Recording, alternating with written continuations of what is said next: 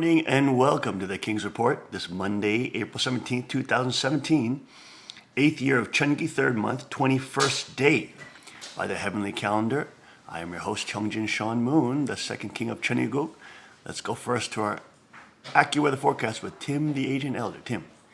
Good morning. It's a foggy morning out here in Cheongguk. We had a recorded temperature yesterday of 84 degrees. Again, Oh my God. we had another summer day. But a cold front moved through last night. We had some rain, and it's cooled down, and it's foggy. And so it's down at 54 degrees now. It'll maybe stay there until sunrise, about an hour and a half from now. It's only going to get up to 69, so a little bit closer to the normal temperature. And I think over the next a week or so, it seems like the temperatures are going to be in the 60s, which is about normal for this time of year for this area. So today it'll be cloudy in the morning, but fewer and fewer clouds as the day goes by, and we'll see more and more sun. Was it windy when you came up? Not so much. Not so windy. Okay. Because after service yesterday, we Yes. went out on the water. Yeah, and it was windy. with Cook Jinim's new pontoon boat, which is very well made. Wow, very surprised. Very well made. And he took me out for a drive around Lake Wallenpaupack. We went all the way to the dam. And it was incredibly windy, And a storm was breezing in, and we basically got right back. We got totally soaked because on the way back the waves were so high, and we just plunged into. We had to drive into the waves, and we got so incredibly soaked. I got completely soaked. The kids got soaked, and then Amma, you were not that soaked, right? The queen wasn't that soaked. Sounds like fun. The wind jacket and then the wood blanket Saved you. locked. Yeah, well, that's Locked the water. Boy, but I got soaked and it got onto my seat and everything. But Sounds like a lot of fun. it was good. Actually, the wind was not that cold. It was very warm. The wind was warm, so we weren't in tremendous danger for hypothermia. Well, it's 84 degrees. It was 84, and the drive was pretty quick back. But the water was cold. The water is definitely cold. All right, now let's get to our Rima this morning, and we are in Micah. We are in Micah 6, and today we are in the subsection punishment of Israel's injustice. Verse 9, the Lord's voice cries to the city. The Lord's voice cries to the city. That is proper. Wisdom shall see your name. Hear the rod, who has appointed it. Are there yet the treasures of wickedness in the house of the wicked, and the short measure that is an abomination? Shall I count pure those with the wicked scales, and with the bag of deceitful weights? For her rich men are full of violence. Her inhabitants have spoken lies, and their tongue is deceitful in their mouth. Therefore I will also make you sick by striking you, by making you desolate, because of your sins. You shall eat, but not be satisfied. Hunger shall be in your midst. You may carry some away, but shall not save them. And what you do rescue, I will give over to the sword. You shall sow, but not reap. You shall tread the olives, but not anoint yourselves with oil.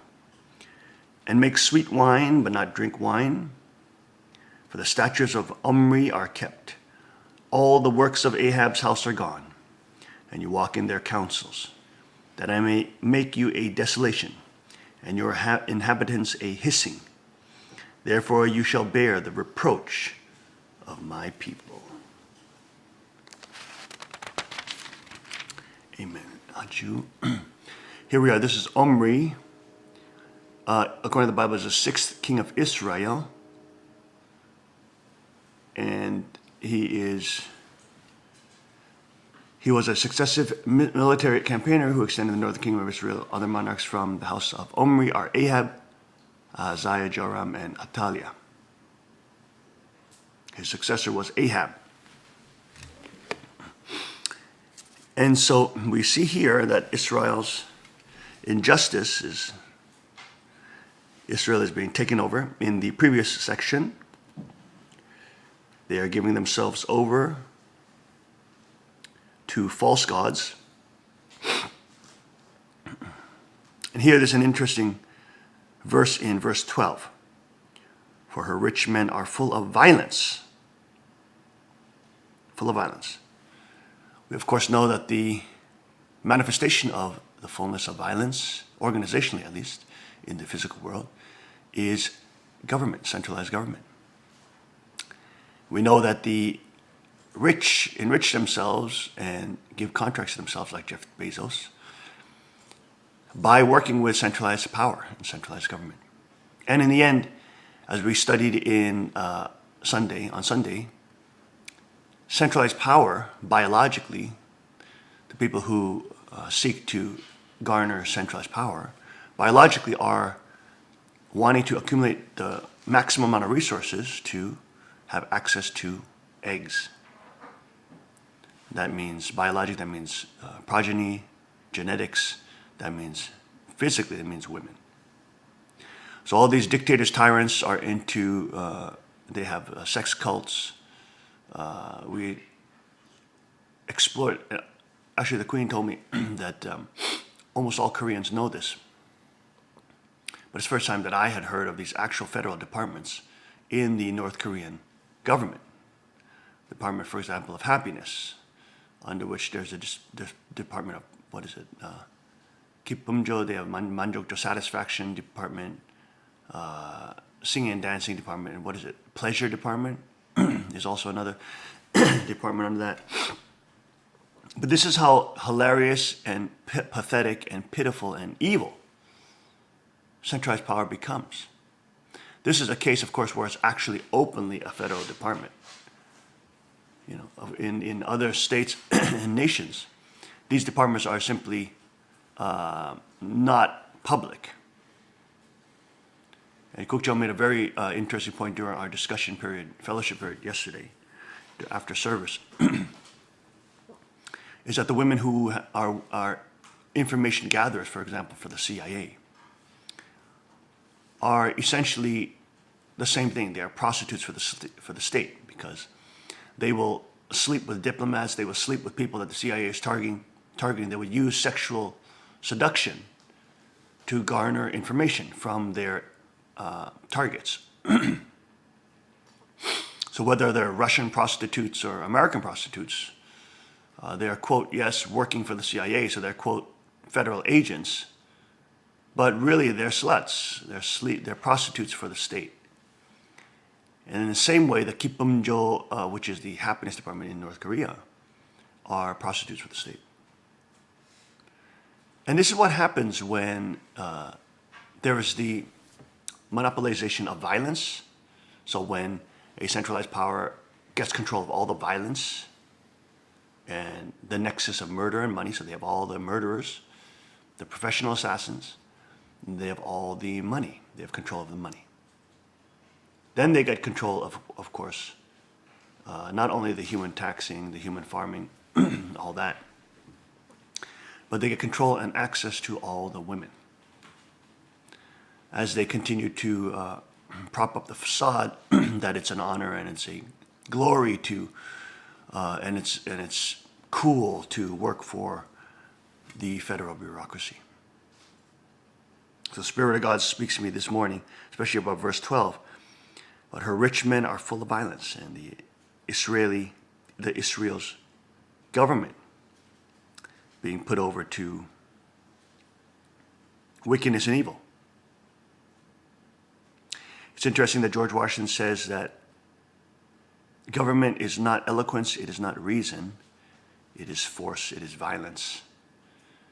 It is a dangerous servant and a fearful master. Either which way, the citizens must stay vigilant. If it remains as a servant, one must be vigilant over it and always keep it in its plate, of course. The Cheonilgu Constitution provides that. And we will be making smaller versions of the Constitution, by the way. That's coming soon. But at the same time, when it becomes a fearful master and has concentrated all the assassins' guilds and all the murderers, professional murderers, and has the power of all the violence in the state, And of course, the money as well. You are in a situation where you can no longer reason with this entity. But there comes a point of breaking in which it must be forcefully removed. The Founding Fathers also spoke about this. The government must be forcefully removed. Jefferson was talking about even every 3 years the government must be reminded through violent rebellions against its ever-encroaching nature, its ever-creeping nature towards more and more centralization. It is a living, organic, demonic beast that has a role. The archangel has a role, but it must be always limited to its proper place. So after the fall,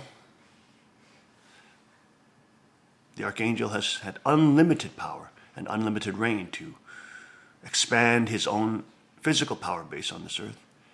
That is why, of course, human beings have lived under the fist of tyranny and tyrants, oligarchs, and, in the modern age, communists, leading to the most deaths in the 20th century, 200 million deaths by communist genocide, tyrannical, oligarchical, totalitarian communism. 200,000 deaths. Murders by government. Now, this is removed from wartime, by the way. This is not during wartime periods. You could see there is a massive spiritual battle, especially the ancestor liberation of all those who have been murdered and democided. Think about the souls that cried out in the spirit world that have not been even acknowledged. But 200 million that have been killed, just murdered for no better reason than their government is wicked and evil. And now we see, of course, escalations with totalitarian dictatorships. This is really a spiritual battle. There are really principalities and powers and forces of evil that are behind all that is going on in the world today. Israel and the people of God, as they lean towards the centralization of violence, become more unjust.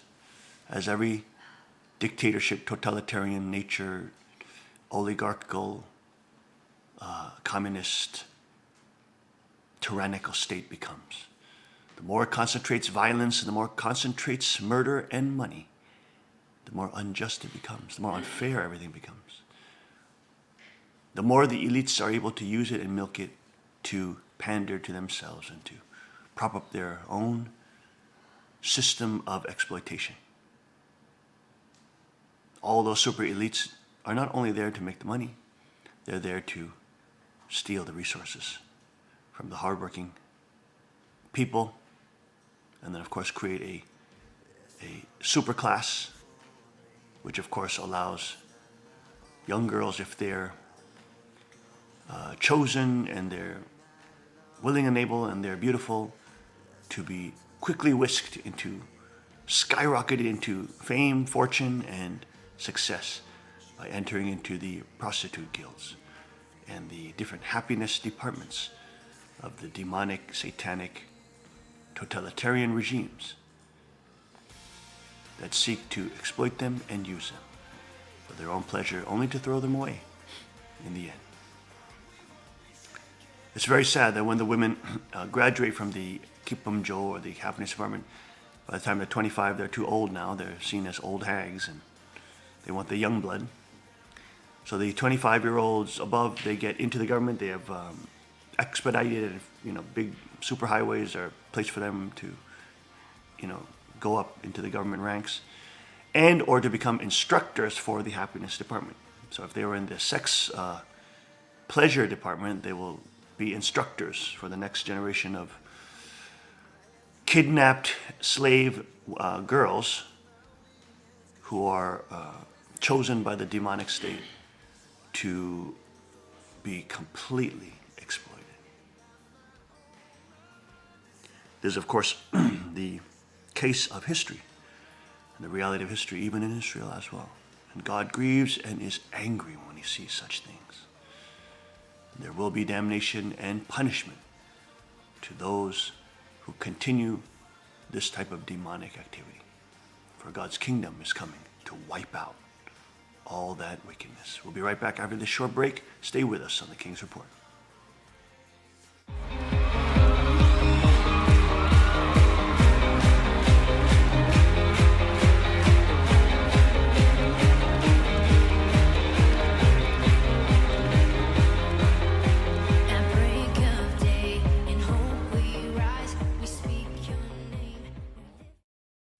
Car Arms, Magnum Research, and Auto Ordnance. The Car Firearms Group. With a diverse product line that blends American craftsmanship with cutting-edge technology. It's no secret why gun enthusiasts choose Car Firearms Group. From the Desert Eagle and Baby Desert Eagle made famous by Hollywood. The history of the 1911 and the Tommy gun. To the best in compact concealed carry. Car Firearms Group is not only the first name in personal defense, it's a name that has earned the respect of gun enthusiasts around the world. Concealment, innovative technology, value, accuracy, and history. Car Firearms Group. Made in the USA.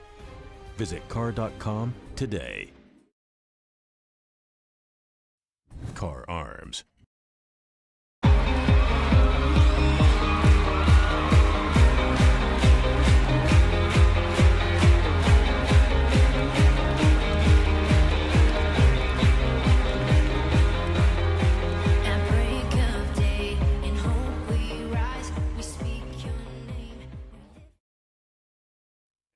We are back.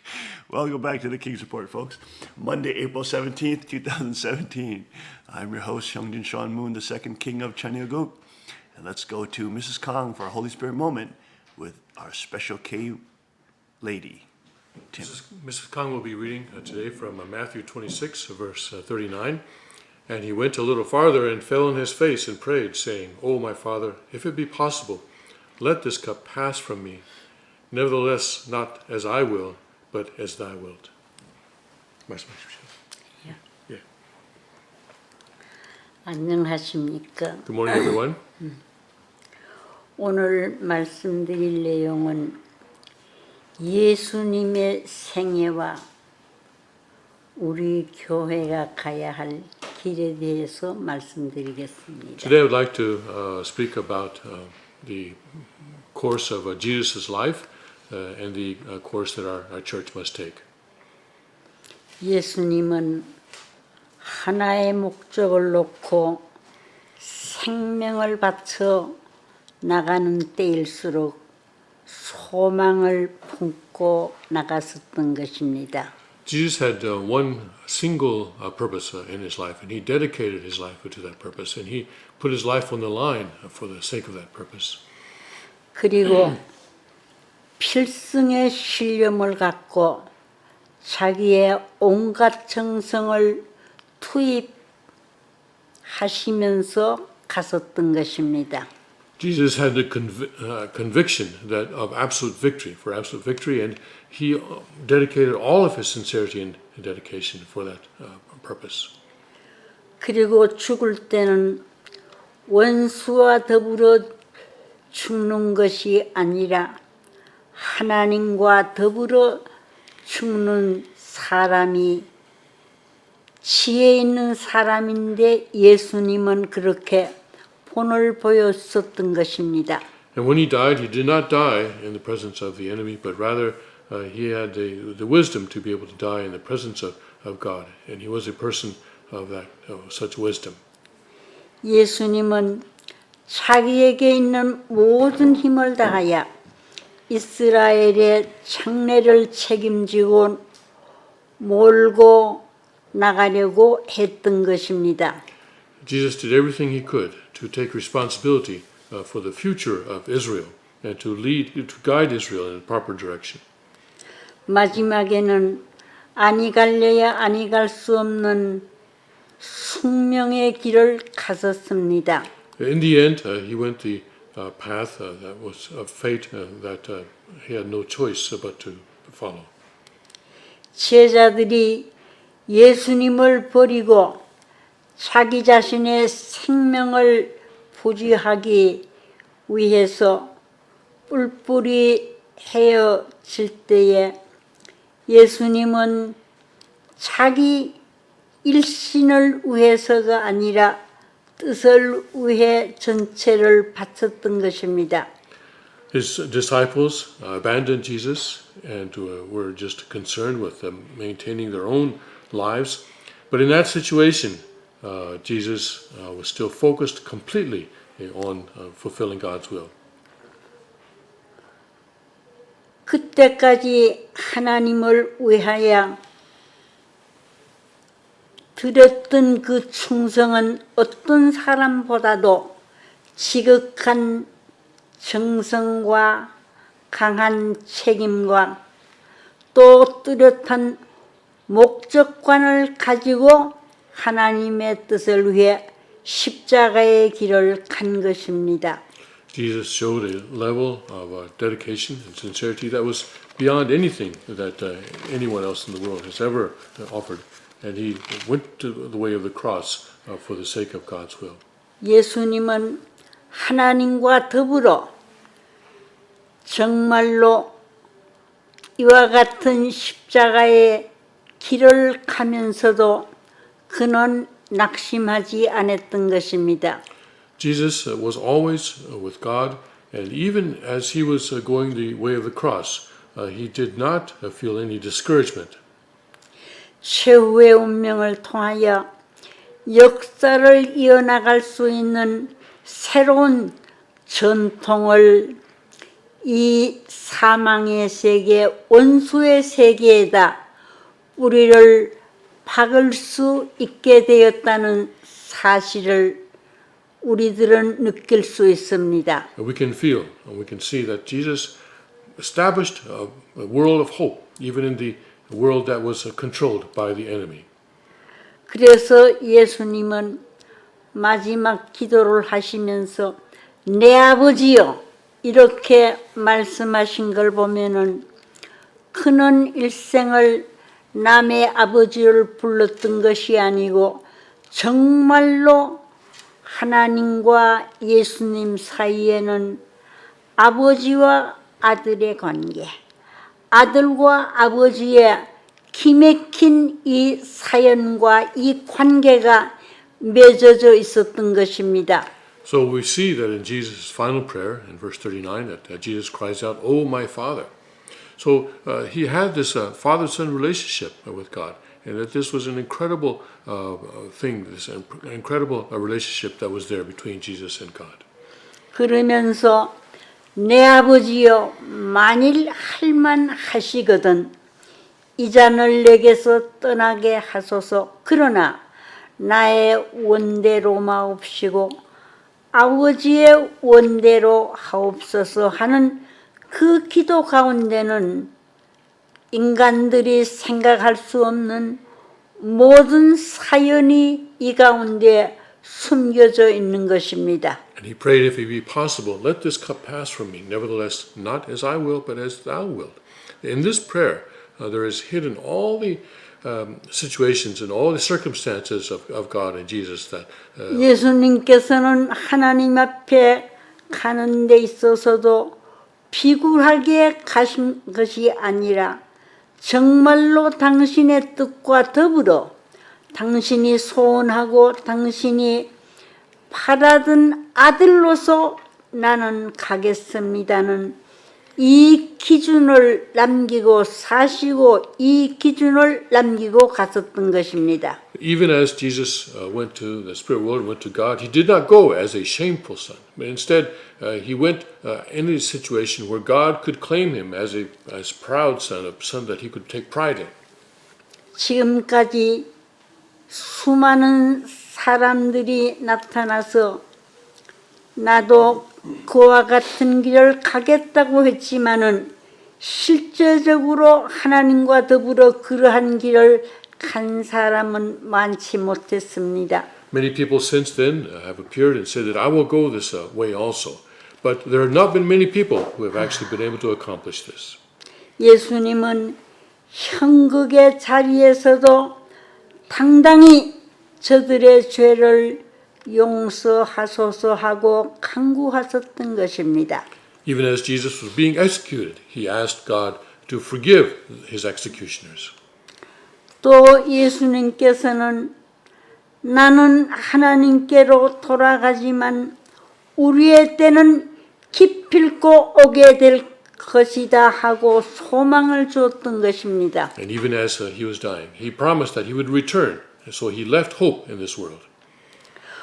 우리의 승리의 때는 우리가 세계를 제패하는 데 있다고 하시면서 그때의 원수를 용납할 수 있는 세계를 보게 될 것이다 하시면서 예수님은 죽어갔었던 것입니다. And Jesus said that the final victory would be accomplished and when God's will would cover the entire earth.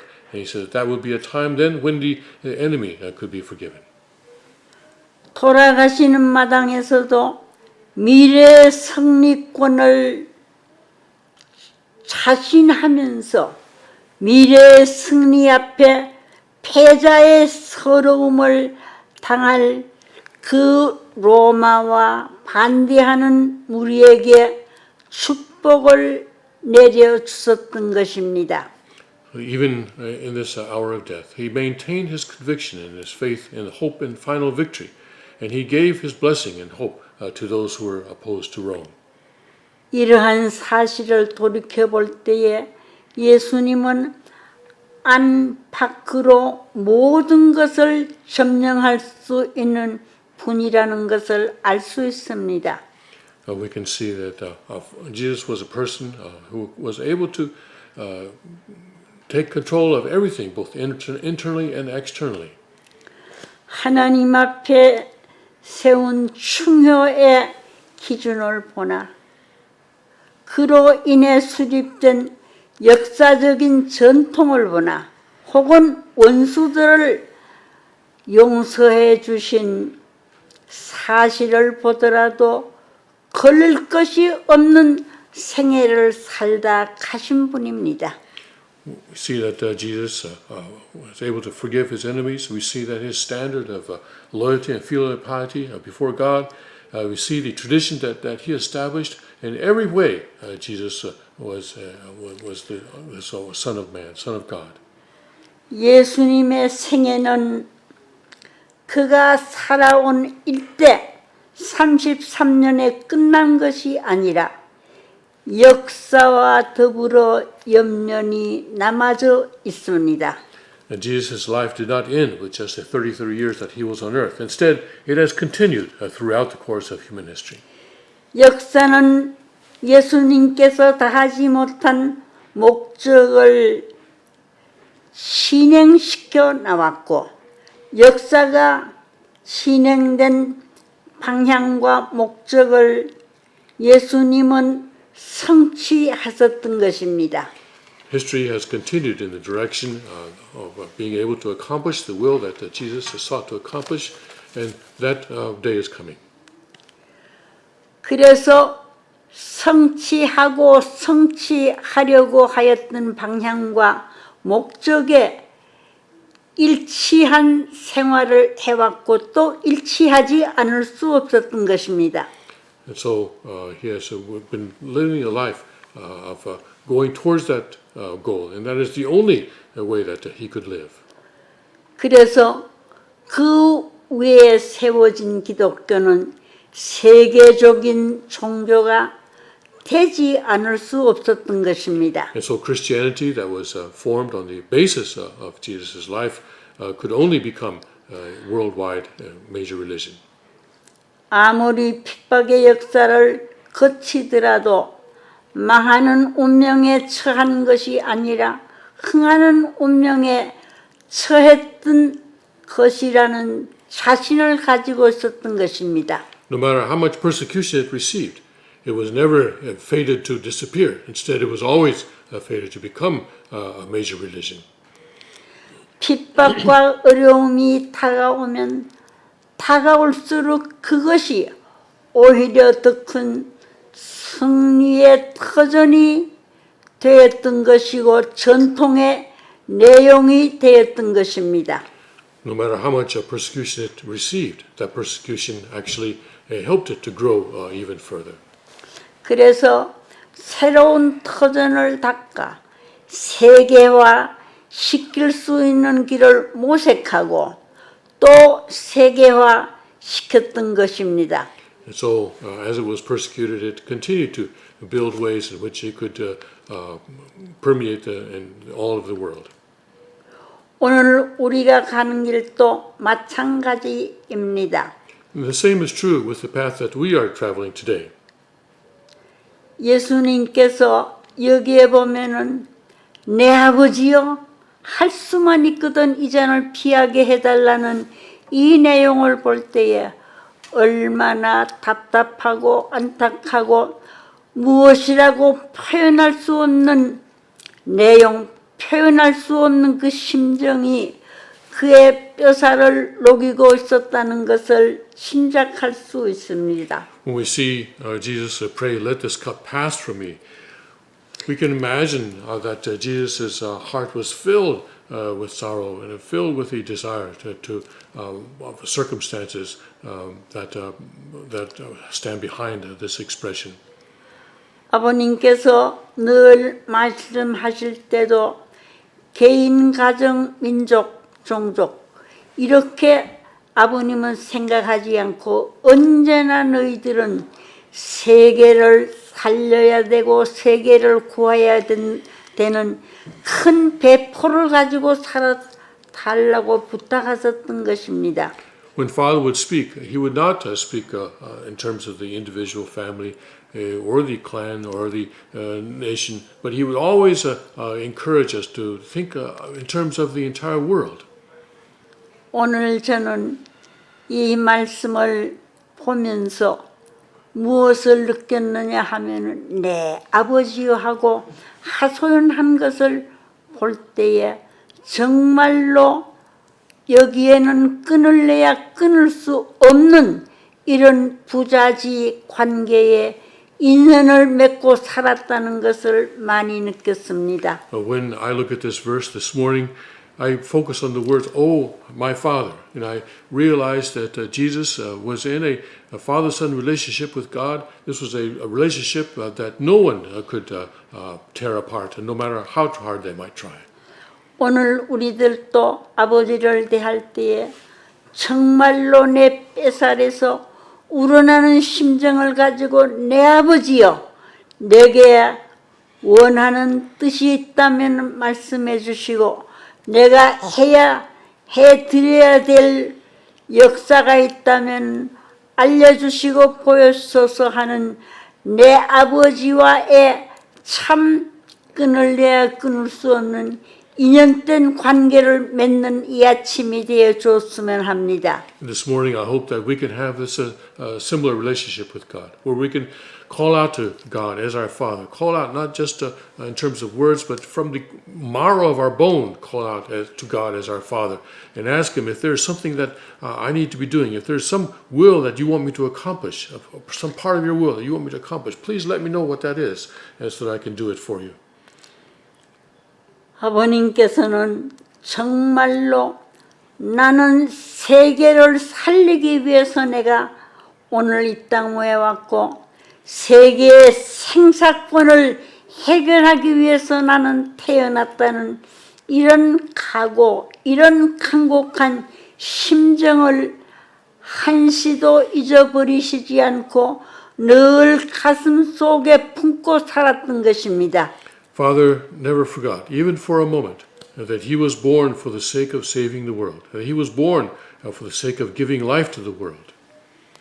오늘 우리의 마음에도 어떤 심정을 가져야 하느냐면은 세계가 죽고 살고 세계의 모든 생사권이 정말로 나 하나로부터 해결이 되신다는 이런 신념과 확신을 가지고 나갈 때에 여기에는 정말로 아버님께서 그토록 바라셨던 원하셨던 천일국이라는 이 나라의 승리의 팻말을 내가 꽂지 않으면 안 되겠다는 이 마음을 가져야 하겠습니다. So also, we need to go forward and proceed forward with this same conviction that we are to the ones who must bring life to the world and save the world.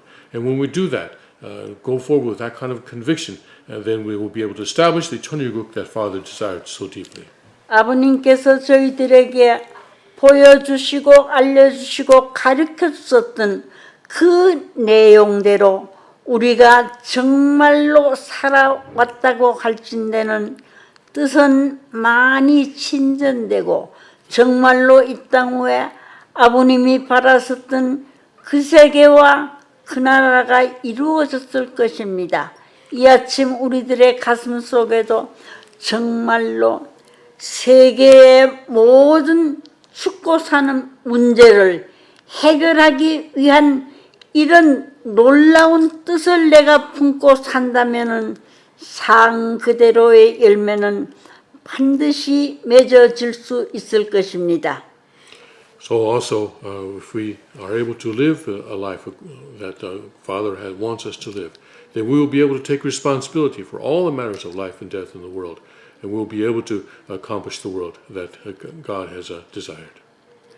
오늘 우리가 가는 길도 아버님이 가셨던 그 길과 똑같이 정말로 하나의 큰 목표를 세워놓고 그 목표를 향하여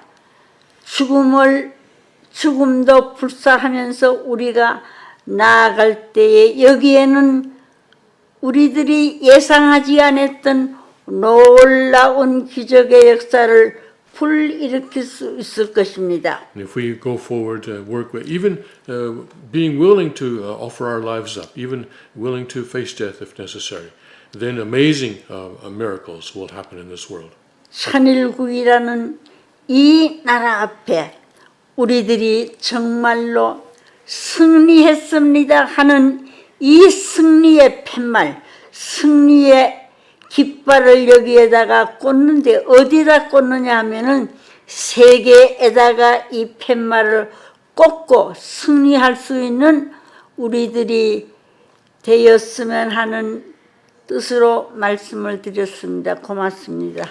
We'll be able to plant the sign of 천일국. We'll be able to plant the flag of victory somewhere in the world. And when we do this, and that will bring victory to God and to True Father and in 천일국. Thank you very much. And we'll be right back after this short break. 감사합니다.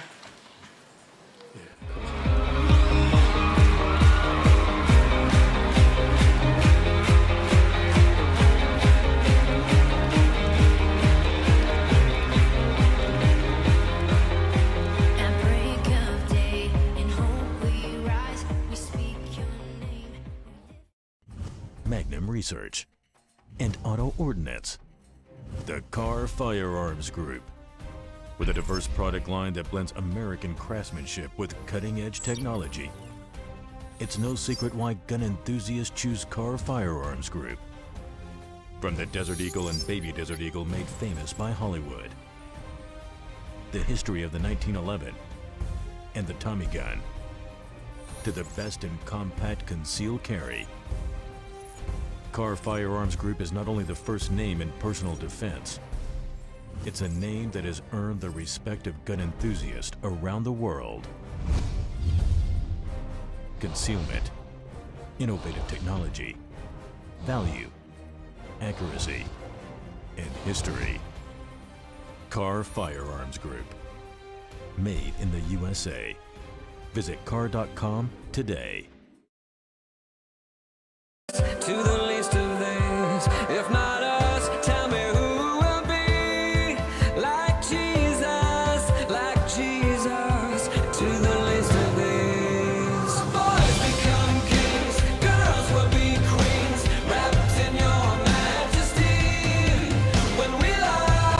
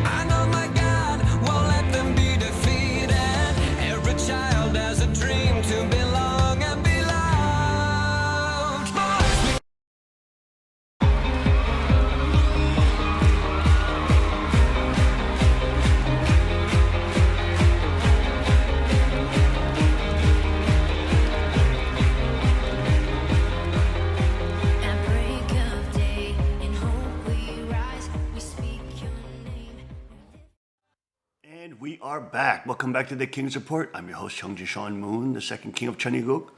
Now moving on to our news section, top news on the left corner of Drudge. Before we hit the middle section, North Korea threat cannot go on. U.S. and China working on a range of options after Kim's failed missile test. America capable of wiping out nuclear sites, Britain is told. The U.S. and China are working on a response to the North Korean missile crisis, Donald Trump's top security advisor has said. General H.R. McMaster said China has joined an international consensus that Kim Jong-un's threatening behavior could not continue. These countries are working on a range of options in response to a failed missile test by the regime and growing tensions over its nuclear program. Trump has urged Beijing to use its influence as North Korea's biggest ally to resolve the crisis. The president said today that China was working with us on the North Korea problem. The test rocket blew up almost immediately after its launch from a base in Simpo earlier today. In order to read the rest of the article, they are forcing me to join the email. Kim Jong-un plans to kidnap tourists if U.S. attack, defector warns. Former corporal also calls North Korea axis of evil and says Kim Jong-un is worse than all the evil dictators of Libya, Iraq, and Syria combined. After Kim Jong-nam was assassinated in Malaysia, and there was this sort of friction between Malaysia and North Korea about how to deal with that. North Korea stopped all Malaysians from leaving the country, from leaving North Korea. So that was one form of kidnapping. But this article is talking about a different form where actually North Korean agents who are now in South Korea would gather up foreigners and somehow isolate them or somehow confine them someplace in South Korea, or even try to take them to North Korea. So that is one option. He said that he was trained to do that in this article before he defected to South Korea. Interesting. So people traveling, living in South Korea need to be aware of this. And North Korea has been secretly training special forces to kidnap Westerners Yes. in South Korea and hold them hostage in the event of a U.S. attack, a defector has claimed. Eung Gil Lee, who defected to South Korea in 2006, said Kim Jong-un had highly armed snatch squads designed to grab foreign diplomats and tourists from across the South Korean border. He added that Donald Trump should be wary of launching action against North Korea, calling the counterpart of the axis of evil and saying Mr. Kim was worse than all the evil dictators of Libya, Iraq, and Syria combined. Mr. Lee, who defected to South Korea after serving for 6 years in one of these clandestine units, told the newspaper the best case for his old unit would be to round them up and take them north. But if not, they will take the foreigners hostage in South Korea. But they will all be killed, come what may. This goes hand in hand with assassination. The 37-year-old, who now works as a financial advisor in Seoul, said Mr. Kim's rule was worse than all the prominent dictators in the Middle East and Africa combined, and warned that Mr. Trump should only carry out an attack if he thinks he can remove Mr. Kim from power. Mr. Kim is going to fight back and use all retaliatory measures. Unless Trump thinks he can get rid of him, he must not carry out an attack, Mr. Lee said. It is right to call North Korea part of the Axis of evil. Its leader is worse than all the evil dictators of Libya, Iraq, and Syria combined. It comes amidst growing tensions over North Korea's growing nuclear strength, with Mr. Trump vowing to take care of the situation following his unexpected cruise missile attack on Syria over its use of chemical weapons. Mr. Lee was recruited to join North Korea's infamous special forces, age 17. And after a year of brainwashing and re-education, he spent 5 years training as a communications officer.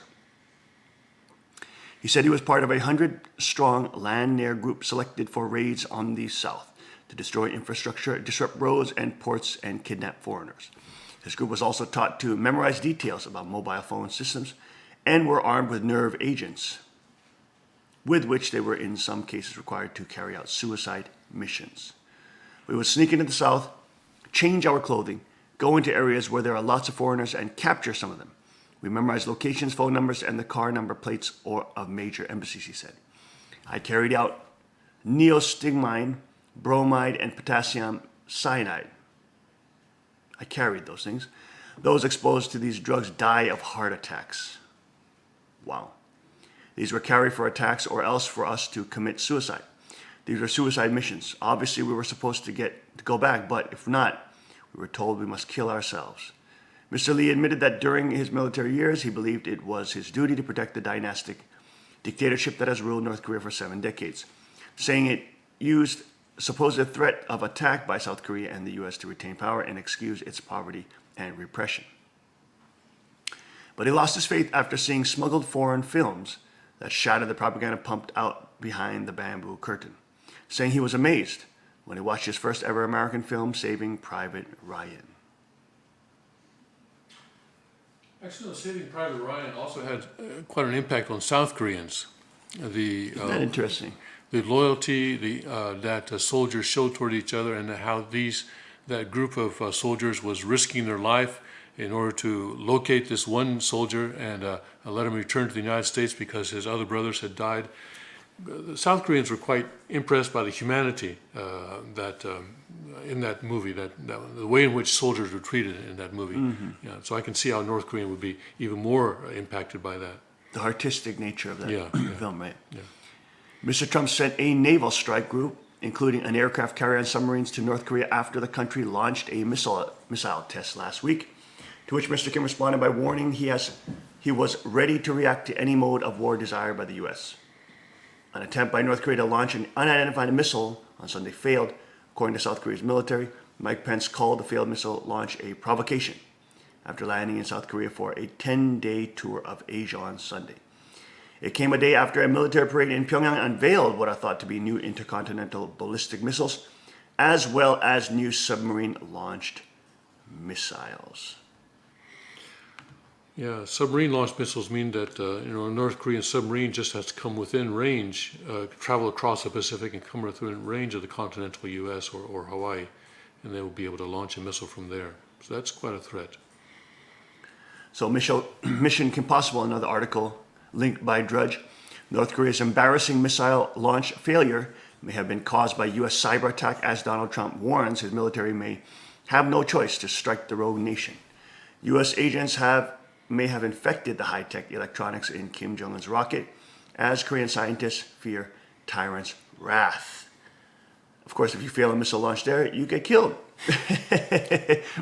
There's no room for second chances or what does Greg say? There's not a lot of trial and error. There's not a lot of learning from your mistakes in North Korea. North Korea's latest nuclear test missile exploded 5 seconds after launch yesterday because of an American cyber attack, experts believe. They say U.S. agents may have infected the high-tech electronics in tyrant Kim Jong-un's rocket with an undetectable virus that caused a massive malfunction. There are the new ICBMs that they were, that's the K-98, the KN missile pictured. There it is, folks, right there, missile launch site, right there in Simpo. We have the U.S. submarine. We have the U.S. the destroyers, cruisers, aircraft carrier, and 1, 2, 3, 4, 5 destroyers, 1 cruiser, 1 aircraft carrier, and 1 U.S. submarine. And they are now floating around in that region. We don't know where he was launching this ICBM, aiming it at.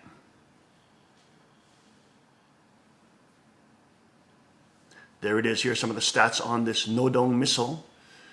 It is a medium-range ballistic missile, range of 600, 900 miles, warhead weight of 2,200 pounds, could hit all of South Korea, much of Japan, and U.S. bases in Okinawa.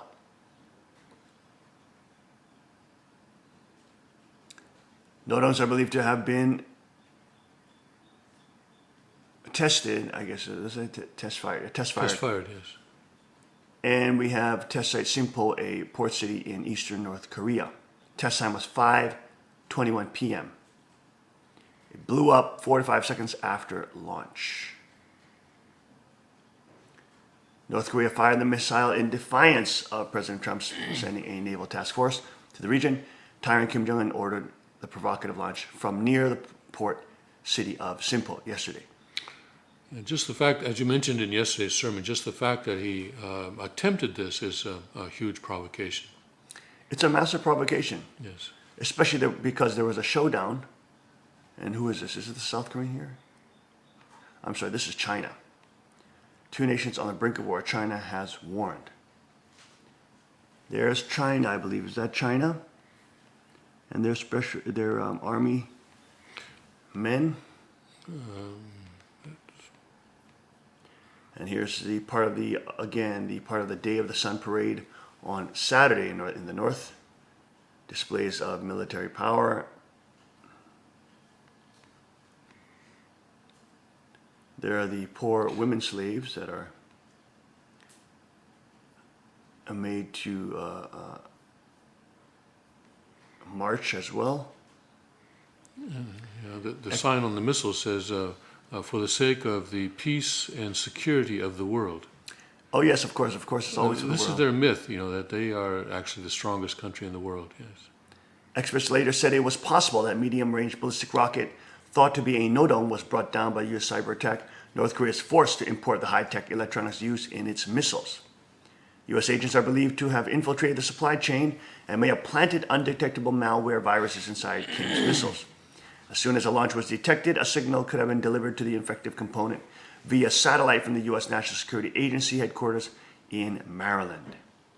Defense analyst Paul Beaver said it's perfectly feasible that U.S. brought down this missile. Their cyber warfare capabilities are now highly advanced. As soon as military satellites watching SIMPO detected an imminent launch, a team at the National Security Agency would have got to work. Well, we hope that's true. The subs are diesel powered, so could be detected and destroyed as soon as they left port, but they could target the USA if they got close enough.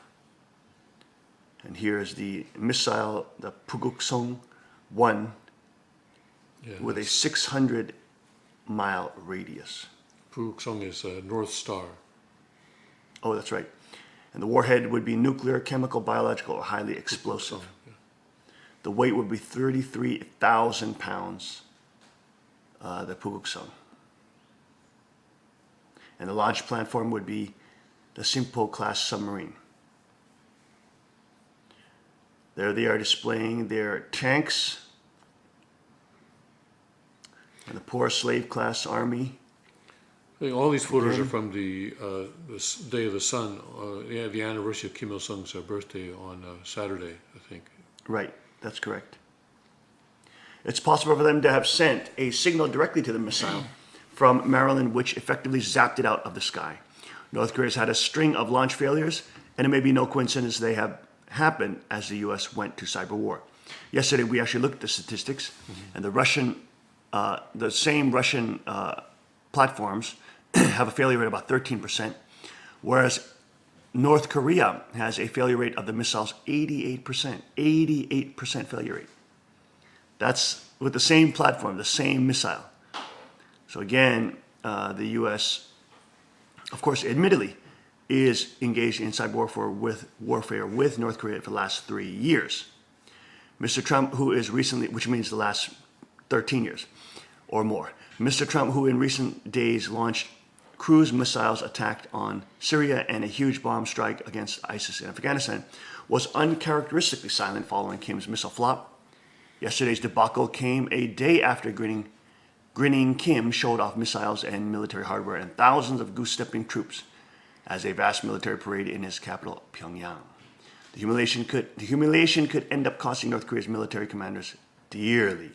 Kim has a history of punishing failure with terrible retribution, including executing his own officials with anti-aircraft guns And mortars. and mortars, having them stand out there publicly being blown to smithereens. Yes. So just a total, literally, evil, wicked, pudgy, fat, pig-like demon that would come out in a movie, punishing his own demonic orcs for failure and making him look bad. Kim also has killed hundreds of aides, including his uncle, for disloyalty. North Korea's military program has been dogged by a series of malfunctions and technical failures that have coincided with the U.S. stepping up its cyber war capabilities since 2014. There's the poor women of North Korea.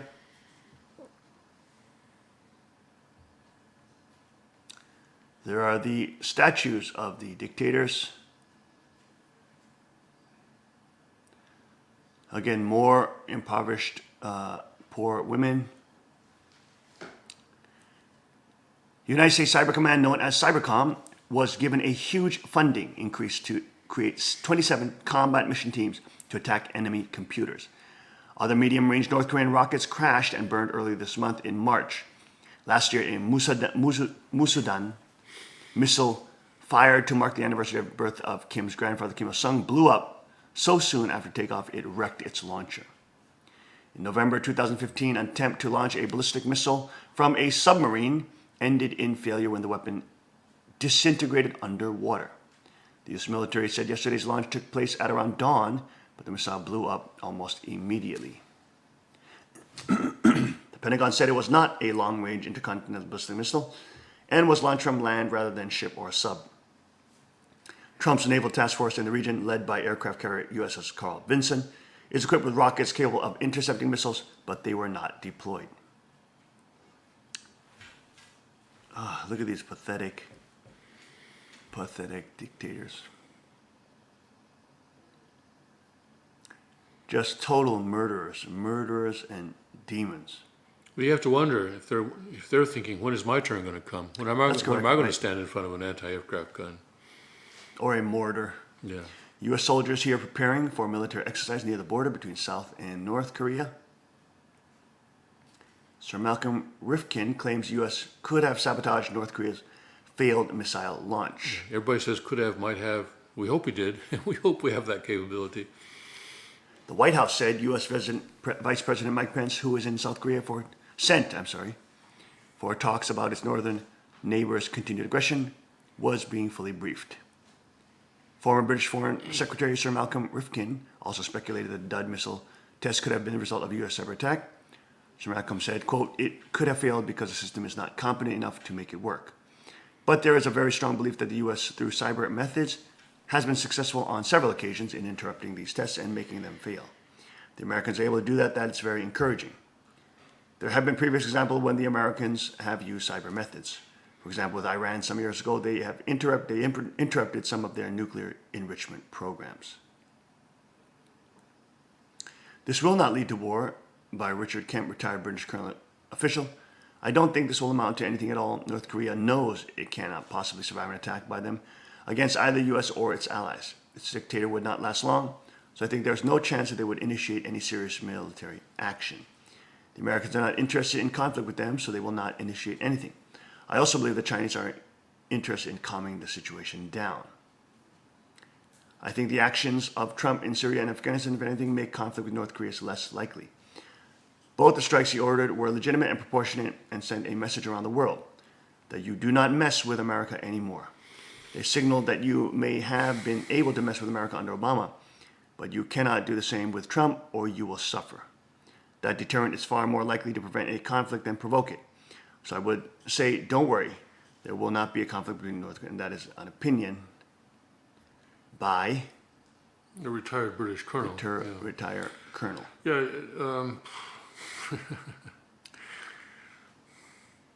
Now looking at Kim's missile range, here we are. We have the Nodong, Tepodong, Musudan, and Tepodong 2. And you can see the ranges here, which they go into here. North Korea being right there. That's a map they like. They're at the center of the world. Look at that. They like that map. The 1, 2, 3, 4 different ranges. The fourth being able to reach Russia and, of course, Alaska as well. And it looks like just on the border of Hawaii there. Yeah. Well, we also looked at their KN-14 missile, which can actually reach all of the U.S., including right up to Florida. There is the pudgy-faced pig tyrant.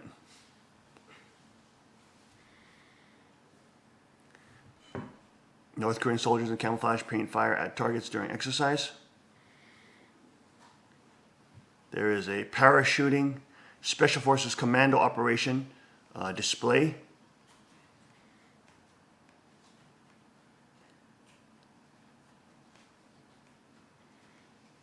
There have been quite a number of occasions where North Korea tests have failed, but don't get too excited. They have also had quite a lot of successful tests. Yes, and they'll keep trying, yes. They are an advanced country when it comes to nuclear weapons program. That still remains a fact, a hard fact. Yes. Yes, they cannot be underestimated. Does North Korea have nuclear weapons? It is thought to have fewer than 20 missiles and 4 warheads. Each has half the explosive power of U.S. ones in Japan in World War II. What is different now? The North has been testing missiles which could reach the U.S. China's foreign minister has said conflict could break out at any time. Could they really reach Western targets? Not now, but they may have the tech in 2 or 3 years. Could Kim use subs to strike against Britain? A submarine missile launch in 2015 was a flop. Korea's noisy diesel subs would also be spotted too easily. Is the North likely to launch a nuclear attack? No, since most experts believe it wouldn't survive a revenge strike by the more powerful U.S. What happens next? National Security Advisor Lieutenant General H.R. McMaster yesterday said the U.S. and China are working on a range of options on North Korea. His comments were the first confirmation the powers were working together. The U.S. could make a preemptive strike on North Korean missiles. I think this data is a bit out of date when they say fewer than 20 missiles and 4 warheads. I think there's Yeah, more that's than kinda- that now, yeah. Defense analyst Lance Gatling said North Korea is vulnerable to cyber attacks because its scientists are incapable of producing their own electronic hardware. Mr. Gatling also said it would be impossible for Kim's weapons experts to pinpoint exactly why a test launch failed. He said there are many things that can go wrong, but it would be impossible to tell from outside if something had affected the internal guidance or control systems. It has been openly mentioned that there is a possibility that the North supply chain for components has been deliberately infected, and they might never know. Here are the U.S. aircraft carriers that are now on the ocean between Korea and Japan.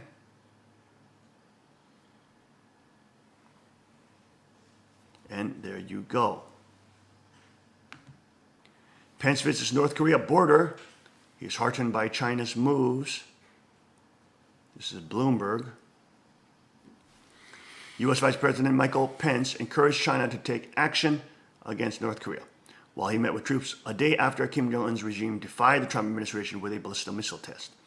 On a visit to the demilitarized zone between North and South Korea, Pence said he was heartened by early signs from China and hoped its leaders would use the extraordinary levers they have to prod Kim into giving up his nuclear weapons and ballistic missiles. He repeated Trump's warning that U.S. would act without China if necessary.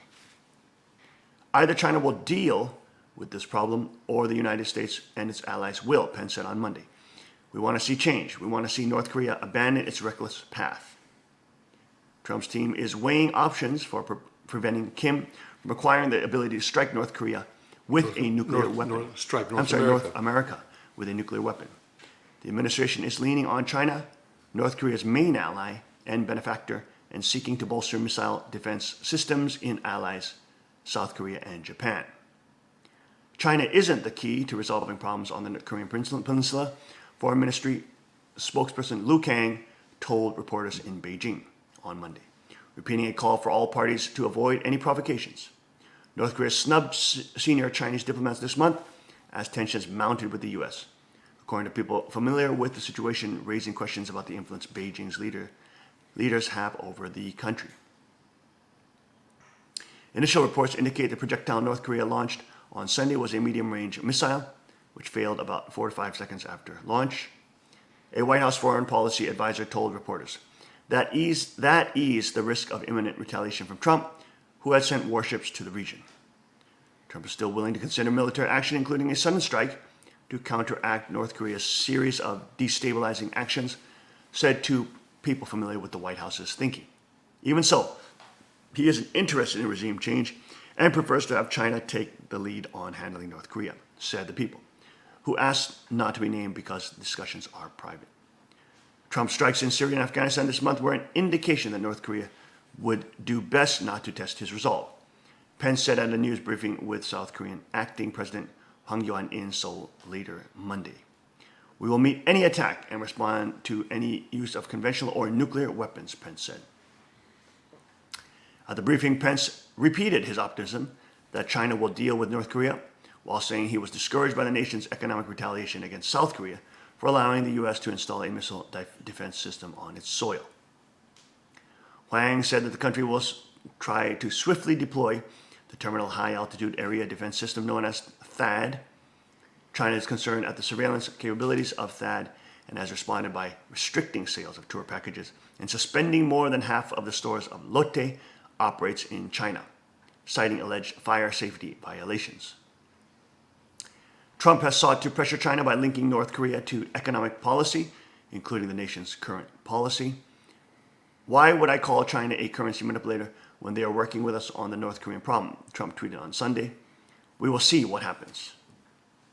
China's State Councilor Yang Jiechi and U.S. Secretary of State Rex Tillerson exchanged views on the situation on the Korean Peninsula by phone on Sunday, China's foreign ministry said without giving more details. Japanese Prime Minister Shinzo Abe said on Monday that he would also urge China to play a bigger role in resolving tensions over North Korea. U.S. cooperation and diplomatic efforts are also important, he told lawmakers, warning that Kim's regime is believed to hold a substantial amount of chemical weapons and may be able to place sarin on a ballistic missile. Any U.S. military strike risks leading to war that may devastate South Korea and Japan, two American allies in striking range of retaliatory attacks. China has backed North Korea since the peninsula was last at war in the 1950s, in part to prevent having an American ally on its border. It's actually legally in a ceasefire, isn't it? It's actually... Yes, it's a military armistice, yes. A So it ceasefire, yeah. hasn't actually ended the war. Kim's regime has test-fired ballistic missiles 5 times this year in his quest to develop a device that can carry a nuclear warhead to the continental U.S. He's launched dozens of projectiles and conducted 3 nuclear tests since coming to power after his father's death in 2011, and claimed in January to be almost ready to test fire into an ICBM. Kim showed off a range of long-range missiles at an elaborate military parade on Saturday, including submarine-launched ballistic missiles for the first time, and what appeared to be a new ICBM, though analysts have suggested that some weapons displayed at past parades have been fake. A senior regime leader repeated warnings that North Korea was ready for nuclear or full-scale war. Pence arrived Monday morning by helicopter to Camp Boniface. He went on to tour the joint security area, where troops from both countries face one another in heavily fortified demilitarized zone dividing the Korean Peninsula. South Korea is the first stop for Pence on a previously scheduled trip through Asia that will also take him to Japan, Indonesia, and Australia. Pence is the highest-ranking U.S. official to visit the DMZ since former President Barack Obama did so in 2012. Tillerson greeted troops at Camp Boniface during a trip last month. The trip was previously scheduled, but it was previously scheduled at a time when the likelihood of a military confrontation with North Korea was very high, because this happens every year at some level or another, not this level, but every year. So it's interesting. Right. Yonhap News Agency, one of the large papers in Korea. I guess they have a English section. Yes. South Korean U.S. Air Forces hold joint exercise. Seoul, April 17th. That is today. They're 13 hours ahead of us. Around 1,000 U.S. airmen and fighter jets have teamed up with South Korean Air Force in a joint combat training to ensure their readiness against North Korea's provocations, the Pacific Command, or PACCOM, announced Monday.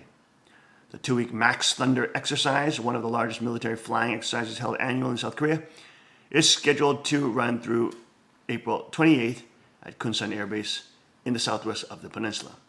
It involves various types of American aircraft, including F-16s from the 7th Air Force, AV-8Bs from the 12th Marine Aircraft Group, and EA-18Gs from the Electronic Attack Squadron 132, all of which are based in South Korea and Japan, according to PACCOM.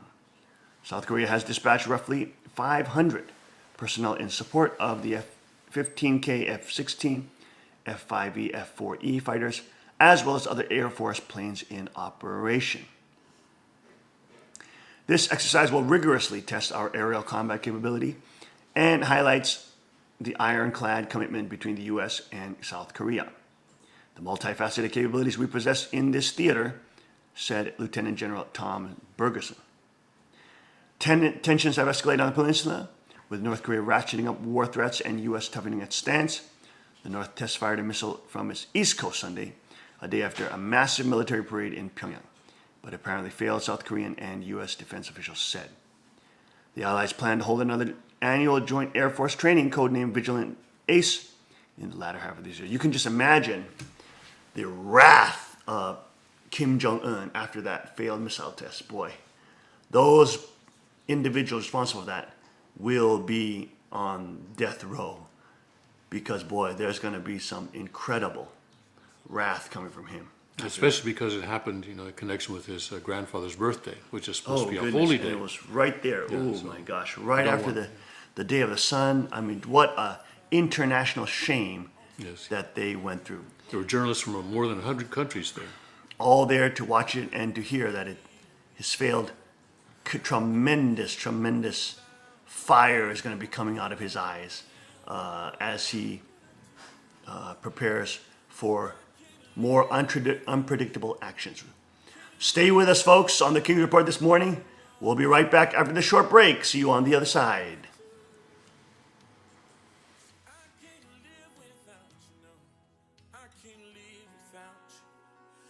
Here's my heart, here's my mind. I give you my soul, Lord. Need you to take control. Cause I tried it all, tried it on my own, but what I found is I can't make it on my own. On my own. I can't make it. I can't make it on my own. On my own. I can't make it. I can't make it. Yeah. So tell me, what can I do? Yeah. 'Cause I can't live without you. I can't live without you. So tell me, what can I do? 'Cause I can't live without you. I can't live without. So here's my heart, here's my mind. I give you my soul, Lord. Need you to take control. 'Cause I've tried it on my own, but what I found is I can't make it. Yeah. On my own, on my own. I can't make it. I can't make it. On my own, on my own. I can't make it. I can't make it. What can I do? 'Cause I can't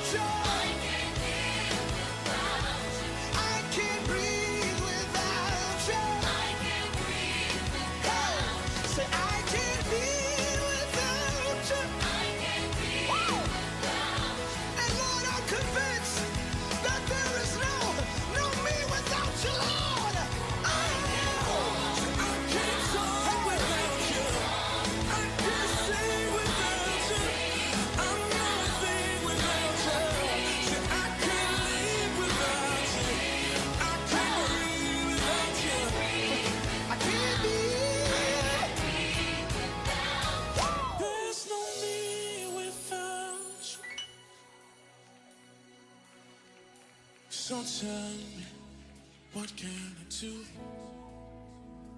'Cause I can't live without you. I can't live without you. Oh, tell me, what can I do? 'Cause I can't live without you, Lord. I can't live without you. And Lord, I'm desperate tonight. I can't live without you. And I can't move without you, no. Oh, but I can't even breathe without you. But where would we be without you? Oh, where would we be without you? Lord, where would we be without you? Lord, I'm a lost cause without you. I can't even breathe without you, Lord. I can't even think without you, Lord. There's no me without you. Oh, so tell me, what can I do? 'Cause I can't live without you. I can't live without you. Come on, let's sing out. You say, tell me, what can I do? 'Cause I can't live. Oh, I can't live. Come on, sing it out and say, oh, oh, oh, oh, oh. Lord, we're crying out from our hearts 'cause we need you today. Oh,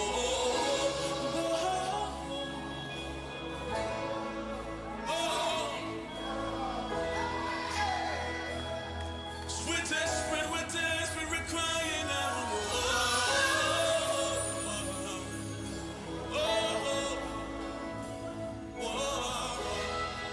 One more time, just sing it out and say from your heart and say, oh, oh, oh, oh,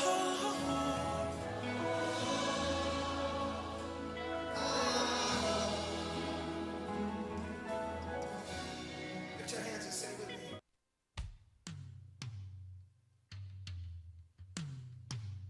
Anybody in here dependent on Jesus? I mean, like totally dependent on Jesus. And there's no point without him. It's a waste of time without him, right? Yeah. Feel free to sing with us. The song is simple. It says, tell me, what can I do? 'Cause I can't live without you. I can't live without you. Oh, tell me, what can I do? 'Cause I can't live without you. I can't live without you. Oh, tell me, what can I do? 'Cause I can't live without you. Can't live without you. Oh, tell me, what can I do? 'Cause I can't live without you, no. I can't live without you. So here's my heart, and here's my mind. I give you my soul, Lord. Need you to take control. Because I tried it, Lord. Tried it on my own, but what I found is I can't make it on my own. On my own. I can't make it. I can't make it on my own. And welcome back to the King's Report. I'm your host, Seungja Sean Moon, the second king of Cheonilgung. Let's go back to that beautiful view out of the Cheonilgung Palace. Look at that incredible view, folks. Look at that. Look at that majesty. No, give the full screen. Give the full screen view. Look at that. Wow, the sun is just peeking over the horizon. And the clouds see in its sapphire hues. Delaware River Valley. And the Delaware River Valley and the dawn now breaking. Look at that, as we're bathed in the golden light of the new day. Praise God this day. Woo. Praise God. All right, back to this news, folks. Look at that view. That is unbelievable. God is encouraging us today, Tim. Yes, God is encouraging us. He's given us another beautiful day. Praise God. All right, folks, let's go to now. There's another article linked by Drudge. Hawaii panel asking the state to prepare for North Korea attack. Honolulu, according to the AP, Hawaii lawmakers want state officials to update plans for coping with a nuclear attack as North Korea develops nuclear weapons and ballistic missiles that can reach the islands. The State House Public Safety Committee unanimously passed a resolution Thursday. Unanimously. Yes. Committee Vice Chair Matt Lopresti says he's not trying to spread fear, but he wants the public to know the government is taking steps to protect them in the worst case scenario. He's aiming to get state funding to re-equip Cold War era fallout shelters. The resolution that moved forward Thursday said that in 1981, Oahu had hundreds of fallout shelters, many stocked with medical kits, food, and sanitary kits. But in later years, funding dried up and stocks were thrown out. Hawaii Emergency Management Agency Executive Officer Toby Claremont showed lawmakers a response plan from 1985 that hasn't been updated since. He says there's also a need to educate the public about what they can do for themselves. The resolution next goes to the Finance Committee. This is the reality of the situation. Those who grew up in the Western world and in the world in general in the last 50 years have lived in relative peace. We've been spoiled. Now you see plans for military shelters popping up everywhere. You see economic collapse. You see rising tensions. This is a generation that is not living in that fake aura of peace, but a generation that must be aware of the seriousness of warfare that is right around the corner in many, many different places, already waging in the Middle East and other parts of the world. Now, Kuk Jung had a wonderful point when we had fellowship yesterday, and they were talking about, somebody asked about the unity of North and South Korea. And he made a very poignant point. He said, in order for North and South Koreas to be united, what must happen?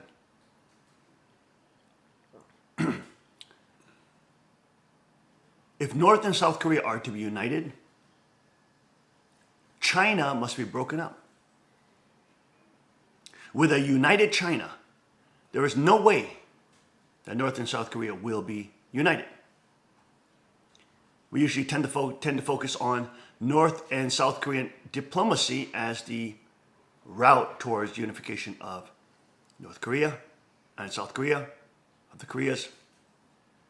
But really, it has to do with the larger geopolitical superpower in that region, the largest, which is China. Because as long as China stays, quote, united, and is not broken up into millions of factions, it will not remove North Korea as a buffer zone between itself and the US bases in South Korea. And the only way for it to actually be, the Koreas to be united, is by China being broken up. China, of course, we know historically has to continue to wage wars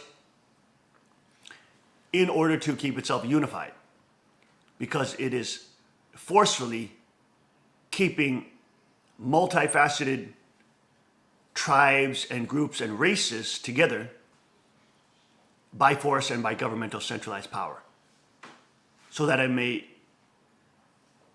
continue to expand its hegemony and its empire. For we know that the Chinese psyche, especially of the elites, are imperialistic. They're based on the prowess of its Tang dynasty and the prowess of being the civilization in the center of the world. In fact, Zhonghua, which means Chungguk or central nation, means that they are the center of the world.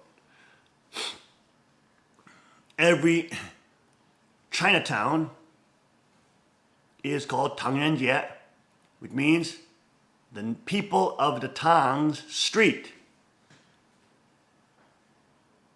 That's what Chinatowns are called. They're hearkening back to when they were the most powerful dynasty in all of the world. Back to the Tang Dynasty, 9th, 10th, 11th century. So they are imperialist in nature, they are conquest-based in nature, and in fact, if they are not, their nation will split. They're not united based on ideology, and not united by will of the people, or because there is mutual interest and or benefit. They are united by force and violence and threats.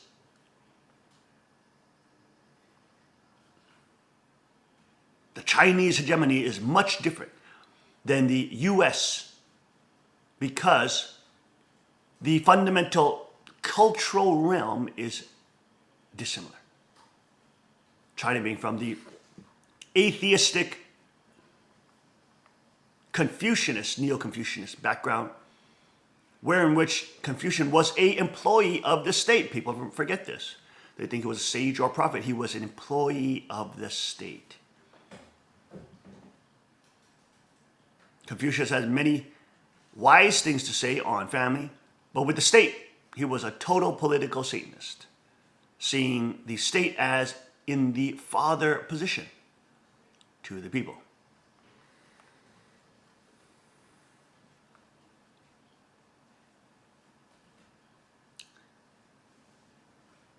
China is not only atheist, but sees its own elitist government as in the father position, essentially taking the place of God because of the atheistic framework.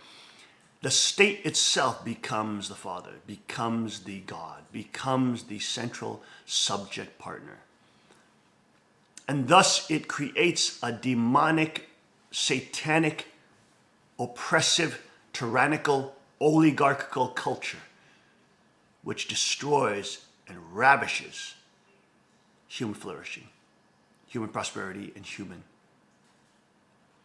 success. The innovations that are happening in China, the wealth that is happening in China is mostly propped and is fake. As the US has been forced to deindustrialize and the US has been forced to have international tariffs put against itself in the form of many hidden taxes like corporate taxes and export and import taxes. Whereas China has been able to roam free, drilling oil, seeking energy resources, operating sweat camps that run 24 hours a day, which are against international human rights violation laws, but they're never prosecuted. Never brought to, they can harvest organs.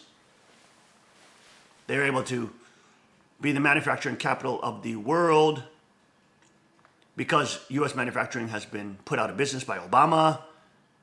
Literally, there's a quote by him, this video of him saying, you can own a coal company, but we'll just put it out of business.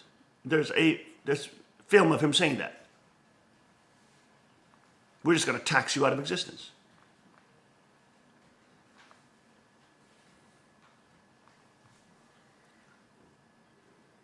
So to understand that if South and North Korea are to be united, it is when the judgment of China will come. And China splitting into many, many factions and splitting up.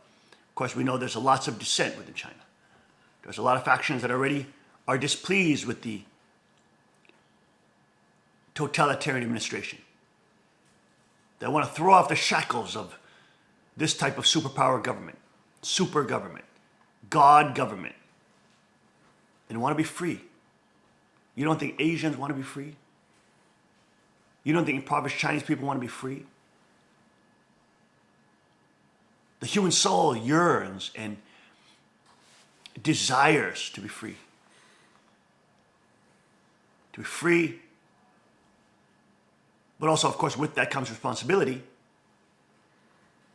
As the Founding Fathers of America says, to throw off totalitarian governments.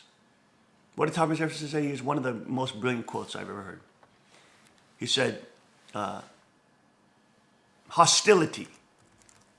He pledged eternal hostility on the altar of God. And then he said that, did he say rebellion against tyrants? Eternal animosity towards tyrants is obedience to God. Anyways, it's something like that. I've got it. For I have sworn upon the altar of God eternal hostility against every form of tyranny. Yes, and then he also has another quote that says, this is resistance to tyrants. Resistance to tyrants is obedience to God. That is the Christian spirit, resisting the satanic powers. Of course, the fake churches always try to use Romans 13 to claim that the Christian should be obedient to the state. But if the state is satanic, the Christian is not called to be obedient. In fact, the Christian is called to stand up against unrighteousness. For the kingdom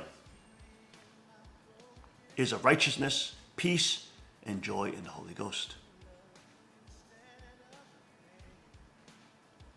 So many things are going on, folks. When we return from this break, we're going to the top story on Drudge. Very tragic, very shocking. We'll cover that right after this break. Stay with us on the King's Report.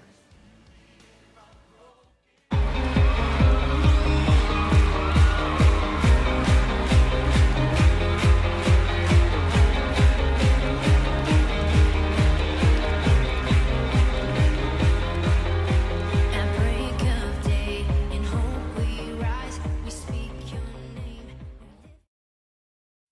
Car Arms, Magnum Research, and Auto Ordnance. The Car Firearms Group.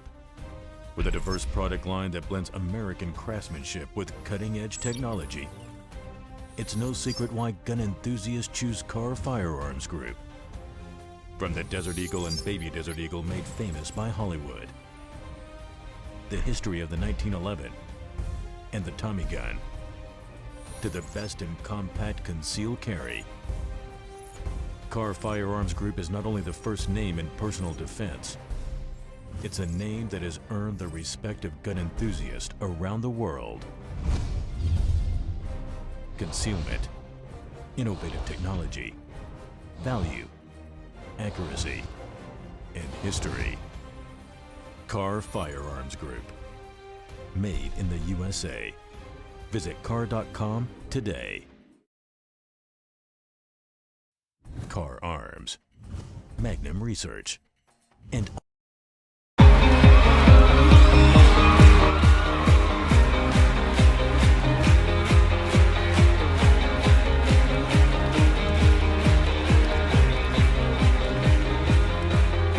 At break of day, in hope we rise, we speak your name.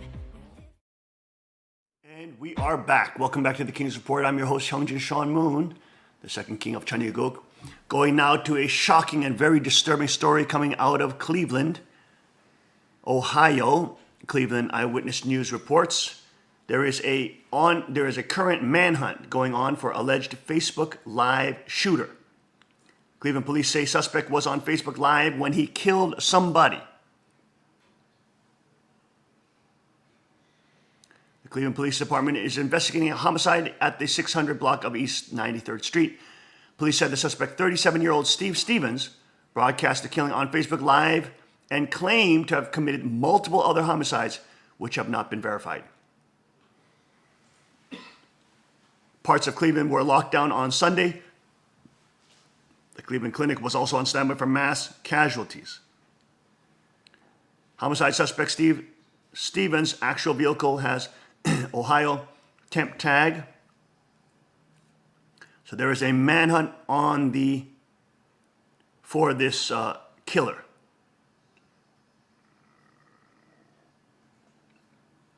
In the Facebook Live post, Stephen claims he killed more than a dozen people.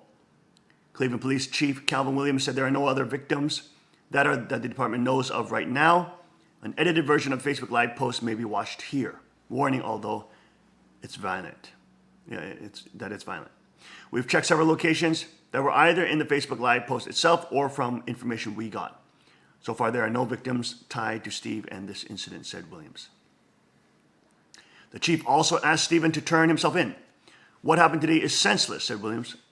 I know, Steve, that you have a relationship with some of our clergy in Northeast Ohio. I encourage you to give them a call and call us and turn yourself in. The victim of the Facebook Live shooting has been identified as Robert Godwin, Sr., 74 years old, by Cleveland officials. This is the photo of the victim. Just a granddaddy that was walking home. It's so ridiculous. And he just walked up to this old grandfather with a pistol and shot him in the face. Just walked up to him. Just walked up to this granddad. And just freaking walked up, and he's filming it while he's doing it. Do you understand, folks, why you need to be armed? Why you have to be reliable and dependable and responsible? Can you understand why it's important for citizens who are responsible to be armed, men, women? I mean, not only is this man at large, that means he's running around still in Ohio or could be traveling to different states. This guy's not armed, he's just murdered somebody, shot a grandpa on the street. A granddad that was walking around with a little supermarket plastic bag. Looks like he was just coming out of the supermarket or something. Just walking down the street back to his home. And this lunatic runs up to him and shoots him while he's filming online.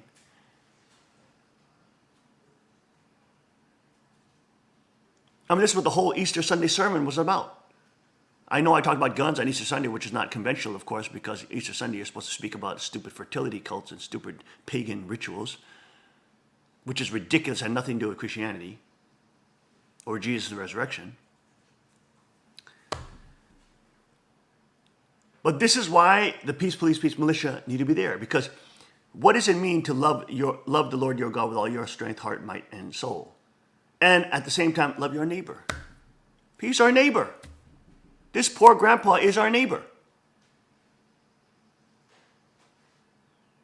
Now, we're taught in the West, like lunatics, to have compassion and love for the actual assaulter, the guy who shoots this guy. We're supposed to have compassion for him. Oh, we're supposed to be compassionate. He's mentally disturbed and he's a lunatic.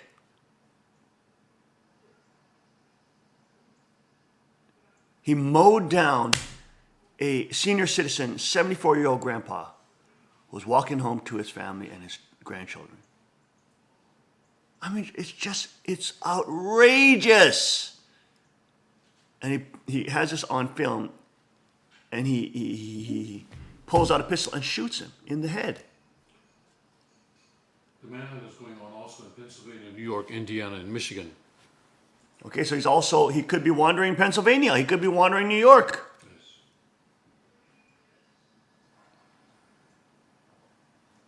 You girls realize why I tell you to be armed. You are capable of it. You are reliable if you train. You are dependable if you change your mindset. You are fully capable of having dominion over that tool. And you realize if this kind of guy, right, this kind of guy walks up with his grandpa, pulls out his gun, shoots him in the head. If somebody pulls a gun on you, your mixed martial arts training, your jiu-jitsu training almost will not help you at all. Maybe there's a slight possibility, but you have to be in hand's reach to disarm this person.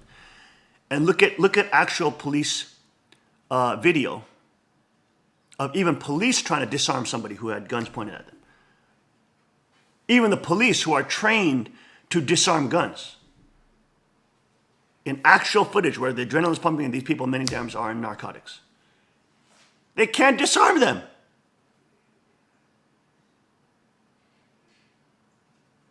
It's not as easy as you think.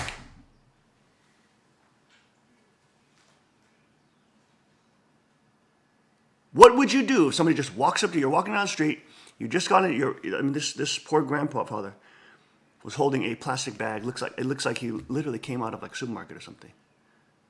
I'm just carrying like groceries or something, like a white plastic bag, you know.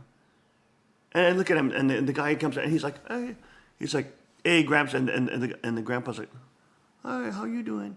He pulls out a gun and shoots him in the head.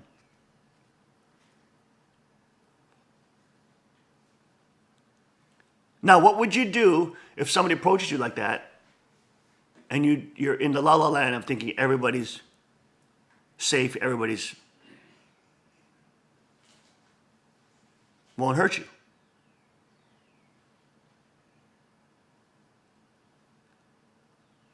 Even let's say you weren't the victim of this and you saw that happening, if you were armed, you could stop the killer. You could seriously injure the killer. You could scare him. You could help that poor grandfather. We have to really think in the body of Christ. We have to seriously do some soul searching. What does it mean to love your neighbor as you love yourself? What specifically does it mean? You're willing to defend yourself. You're willing to protect your body, yourself. It's a fundamental survival need. Are we, as citizens of the kingdom of God, are we willing to do that for other people? That is a cultural difference. Are we not willing to do it? And do we throw that responsibility on other people and the police, which take 34 minutes to come, 45 minutes at times? National average being 17 minutes. Or are we ready to save somebody? Are we ready to help somebody? There's a radical difference between those cultures and those mentalities. One is totally passive and defeated. One is active and alive. Cleveland authorities, as well as federal, state, and local law enforcement agencies, are all looking for Stevens. We know he'll be caught, they say. The suspect in this case is Steve Stevens. He's described as a black man, 6'1", 244 pounds, bald with full beard, wearing a dark blue and gray or black striped polo t-shirt. White or cream colored Ford Fusion with temporary tag. Police said he's considered armed and dangerous. If seen, call 911. Do not approach the suspect. Authorities say. Cleveland police said the Facebook Live shooting suspect's vehicle is white Ford Fusion with a temporary tag. Police and EMS are swarming the Cleveland State area. Take precautions and do not approach Stevens, police say. Cleveland State posted on Twitter that police are searching for a murder suspect last seen south of Interstate 90 in the area of East 93rd Street. Shelter in place or stay away from campus, authorities said. Let's take a look at the video of the victim's family. Up and put it on the truck. We were laughing. I mean, he's a good guy. Very good target. Keep the shirt off his back. I'm not just saying that for these cameras, like people do, knowing that they people really ain't right, but I'm telling the truth. This man right here was a good man. And I just hate, I hate he's gone. You know what I mean? I don't know what I'm gonna do. It's not real. I feel like my heart is going to stop. You'll be all right. It feel like it's going to stop. You're gonna be all right. It feel like it's going to stop. Lisa, she got lupus. It feel like this. Come on. Oh, goodness. That poor grandma must have lost her husband. That must have been her husband. Spoke with a man and woman who said the man killed in Facebook Live video was their 78-year-old father. Wow. That really is sad. Boy. Let's go to Cleveland 19 News. Gray or black striped polo shirt, and he's driving a white or cream colored SUV. And as you said, he is considered dangerous. Right, and as we're trying to tell people, you're going to want to stay away from the area of East 93rd and also a few other areas, East 102nd and East 108th. That's where we're told some neighborhoods are on lockdown as they search for the suspect. Right now, we want to toss to Lacey Crisp. She is out in the field. Lacey, what is the latest that you're seeing out there? Well, I'm at 55th and Kinsman, and I can tell you that seeing police in this neighborhood is not uncommon, but seeing this many police officers is. Now, that doesn't mean that he's in this area, but we have heard possible sightings of that cream-colored SUV in this neighborhood. We've had lots of those calls coming in, both to us and to police. This came out just a couple of hours ago, and already, you know, his Facebook video has been seen thousands of times before Facebook took his Facebook page down. Now, in that Facebook page, he said that he claimed he killed 14 people. He was looking to kill another. And then, of course, that was the video of him shooting an elderly man. Cleveland police confirmed that they are investigating a homicide around 93rd. Now, this man is considered armed and dangerous. Cleveland police are searching everywhere for him. I'm told that all the suburban communities have come into the Cleveland area, are searching for this man. We have SWAT on standby. You know, the Cleveland State University has been placed on lockdown. The hospitals are on lockdown, and they've been put on notice, making sure that they're ready in case this man does get even more dangerous. You know, when you're saying and making threats live on Facebook that you want to continue killing people until you're captured, that is a very scary thought. I'm just standing out here on 55th and Kinsman for the last couple of minutes. I can tell you that is what everyone is talking about. It is a beautiful Sunday afternoon, an Easter Sunday afternoon nonetheless. People are out talking about this. You know, they're outside, but they are afraid. We've had lots of people pull up to us and ask, has he been caught yet? Has he been caught?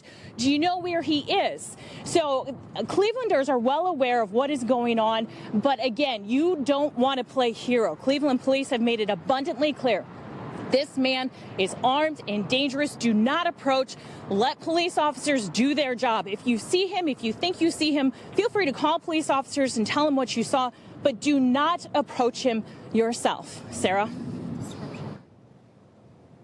Okay, thank you very much, Lacey. Now, if you are just joining us, we want to let you know that Cleveland police have told us they have confirmed at least one homicide broadcast on Facebook Live. The suspect has said he killed at least a dozen people. That is not confirmed at this time, but of course we are working to find information. And right now, Carl Monday, there is a manhunt on for the suspect. Can you tell us a little bit more about him? Yeah, we can't describe him too many times. Describe it as a black man, 6'1", 244 pounds, presumably. That's his picture there. Bald with a full beard. Wearing a dark blue and gray, black striped polo shirt, possibly. And he was last seen driving a white or cream-colored SUV. Considered armed and dangerous. You know, if you see him, please call 911. Don't even try to approach him at this point. Right, absolutely. And if you live in the area of East 93rd Street or the neighborhoods of East 102nd and East 108th Street, you're going to want to stay inside and lock your doors because we don't know where the suspect is at this point. But I can tell you we have watched the video. It's extremely disturbing what we saw. And here is the suspect. We want to play some of what he said earlier today.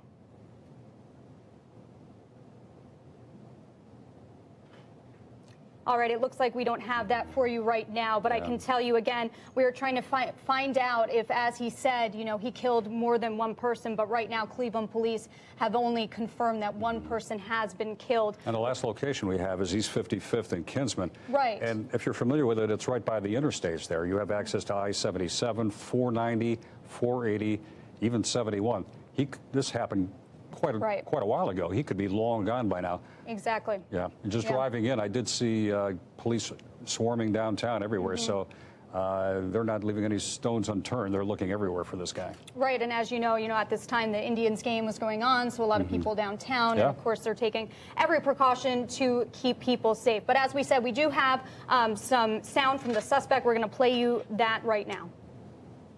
Like I said, I killed 13, so I'm working on 14 as we speak. I'm just running around hating mother, man. I just snapped, man. You know, and it's some whole that I would let a or anybody get me on my hookup. But see, the thing is, man, I'm 37, and all my life, man, I just always been a monster, man. Always had to prove myself, you know, always had to take the butts of people's jokes. And it's like, you know, I'm a case manager for Beach Book. I'm killing with my Beach Book badge on, too. Oh, yeah, I ain't gonna be able to come to work tomorrow. So as you see, that was a suspect there. His name is Steve Stevens. Police are still searching for at some company, and just completely snapped. Reading into that a little more, he put out a tweet saying that he was gambling, and that he lost all his fortune, all his money, and he had bad fortunes gambling, and then also related to his girlfriend Joy, and the man completely snapped. He snapped and went on a supposed killing spree. Only one can be,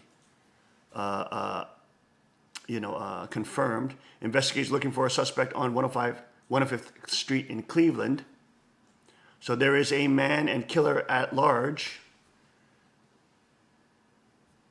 And of course, another shocking example and reason why good people should be armed, ready to defend themselves and others from insane attackers like this. We'll be right back after the short break. We'll see you on the other side.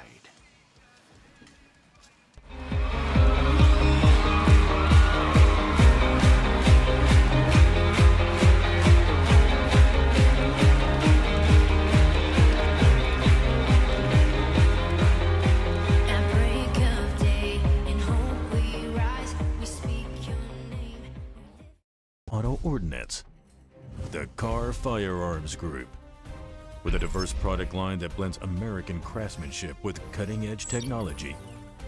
It's no secret why gun enthusiasts choose Carr Firearms Group. From the Desert Eagle and Baby Desert Eagle made famous by Hollywood, the history of the 1911 and the Tommy gun, to the best in compact concealed carry. Carr Firearms Group is not only the first name in personal defense, it's a name that has earned the respect of gun enthusiasts around the world. Concealment, innovative technology, value, accuracy, and history. Carr Firearms Group. Made in the USA. Visit carr.com today.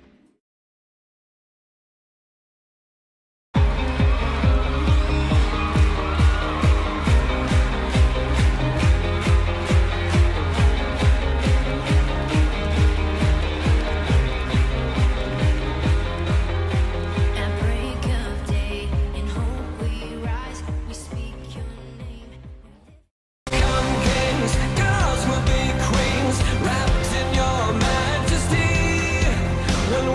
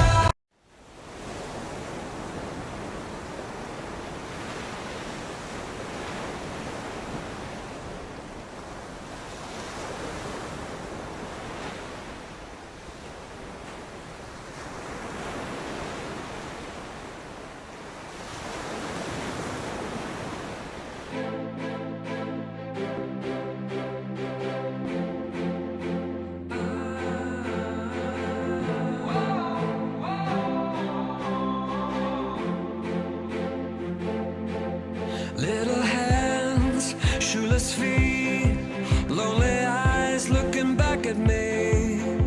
Will we leave behind the innocent to grieve? On their own, on the run, when their lives have only begun.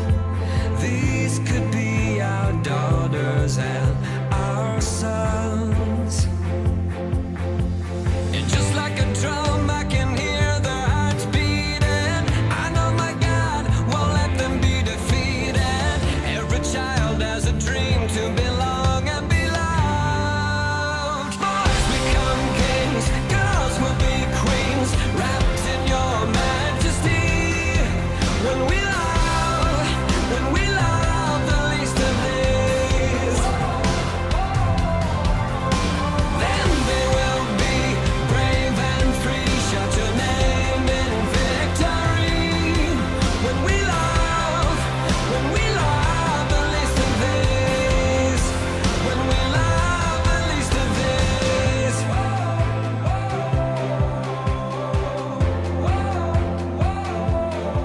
Break our hearts once again. Help us to remember when we were only children hoping for a friend. Won't you look around? These are the lives that the world has forgotten, waiting for doors of our hearts and our homes to open. Boys become kings, girls will be queens, wrapped in your majesty. When we love the least of these, then they will be brave and free. Shout your name in victory. When we love the least of these, when we love the least of these. If not us, who will be like Jesus to the least of these? If not us, tell me who will be like Jesus to the least of these. Boys become kings, girls will be queens, wrapped in your majesty. When we love.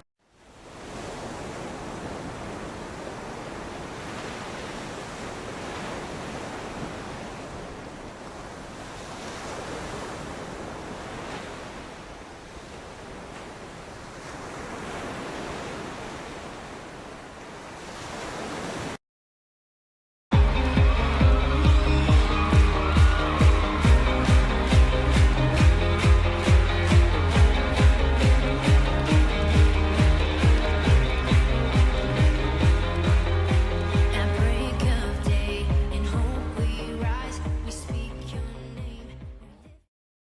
And we are back. Welcome back to the King's Report. I'm your host, Hyungju Sean Moon, the second king of Cheongguk.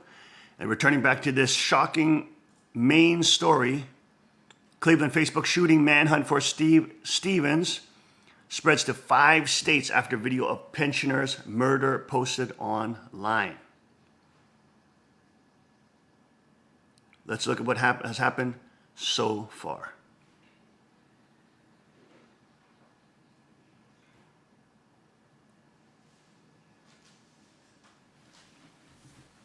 Found me somebody I'm about to kill. I'm about to kill this guy right here. He's an old dude. Oh, shit. Fuck it. Hi. Can you do me a favor? Can you say Joy Lane? What? Can you say Joy Lane? Joy Lane. Yeah.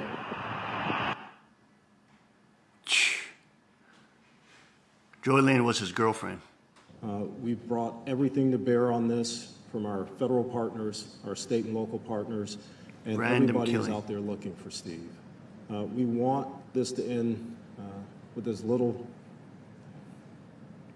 with as much peace as we can bring to this right now, and we want him to turn himself in. If that doesn't happen, then again, we have all of our partners in on this, and we'll look until we find him.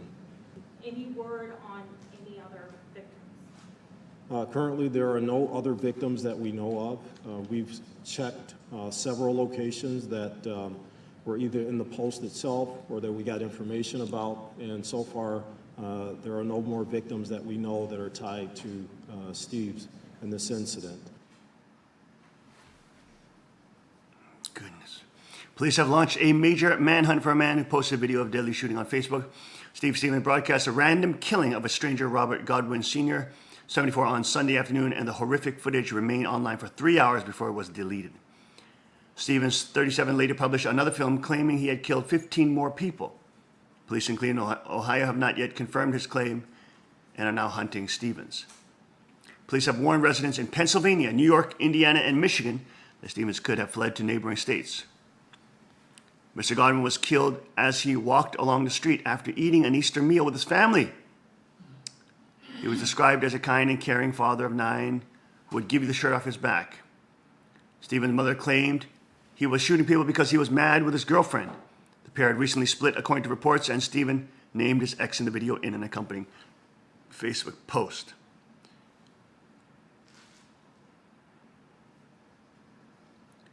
No additional victims or incidents linked to suspects, say police.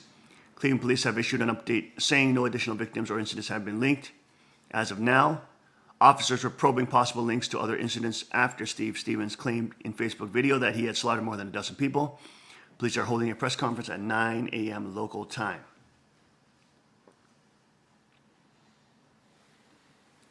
As reported earlier, police had information that suspect Steve Stevens' mobile phone had pinged off a tower in Erie, Pennsylvania, about 8 hours after the murder.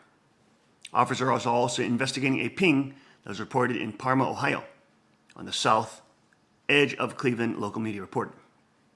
Residents in 5 states have been warned to be on the lookout for Stevens and not to approach him as he is considered armed and dangerous. The victim was collecting aluminum cans when he was shot dead. One of Robert Godwin Sr.'s 9 children says he can't bring himself to watch a video of the murder. Robert Godwin Jr. told Cleveland.com, "I haven't watched a video. I haven't even looked at my cell phone or the news. I don't really want to see it." He said his father had 9 children, 14 grandchildren, and great-grandchildren. There he is, the unfortunate victim, a African-American grandpa. That's so sad. That is really so sad. The retired foundry worker was an avid fisherman and was collecting aluminum cans when he was shot dead, his son said. Mr. Godwin Jr. said of the suspect, Steve Stevens, "I just want him caught because he can do it to somebody else." Nicki Minaj and other celebrities pay tribute to victim of killing, tweeting the video of the interview of the victim's family, saying, "I feel compelled to post this for everyone in Cleveland. I just watched this man shoot and kill the elderly father in cold blood live on social media. It's by far one of the most disturbing things I've ever seen. He's claiming to have already killed 15 random innocent people and still looking for more. So I'm praying for the victims' families and additional intended victims that God will have mercy and spare their lives on Resurrection Sunday." He's claiming to have already killed 15 random people. There's another picture of the man who was the victim, elderly man who was picking up aluminum cans for, I guess, recycling. That's so sad. "With my deepest condolences and highest respect," Wesley Snipes tweets that. May rest in peace, Mr. Godwin. Police in at least 5 U.S. states are on the lookout for Stevens, who is suspected of killing Robert Godwin Sr. in a random murder. Here's what we know so far. Mr. Godwin, a 74-year-old father of 9, whose family said he would give anyone the shirt off his back, was walking along the street after eating an Easter meal with his family when he was approached on the street by the gunman who was in a white car in East Cleveland. Complete lunatic. After Mr. Godwin was shot in the head, the suspect, identified by police as Stevens, fled in the car. He is wanted for aggravated murder. The video of the murder was posted on Facebook and deleted about 3 hours later, while a second clip showed Stevens, 37, telling someone on the phone that he snapped and was killing mother effers.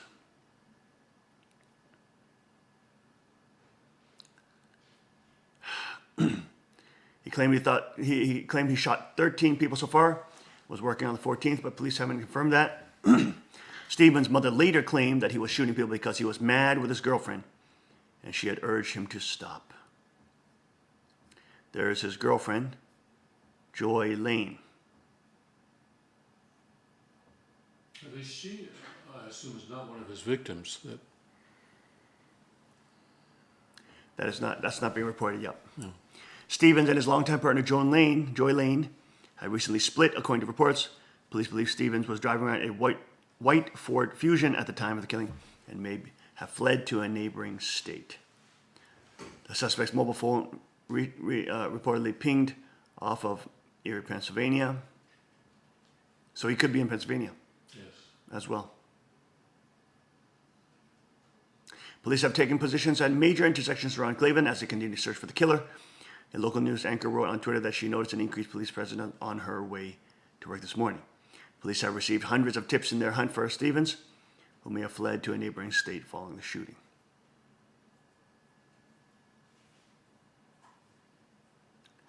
Police in Cleveland are investigating a double shooting which occurred overnight, but there is no suggestion it has any link to the killing of Robert Godwin Sr. and ongoing manhunt for Steve Stevens. Reports claim 2 people were shot as they sat inside a parked car. Photos showed a car with windows that had been shot out. The double shooting, which occurred when many officers were involved in the manhunt for Stevens and the murder of Mr. Godwin, occurred in different areas of the Ohio City.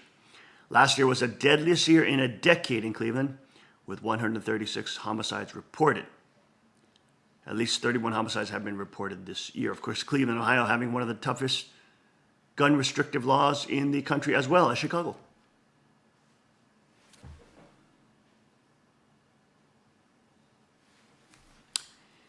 This is the car that suspected gunman was driving at the time. There is the temporary tag E363630. There's the type of car he was driving.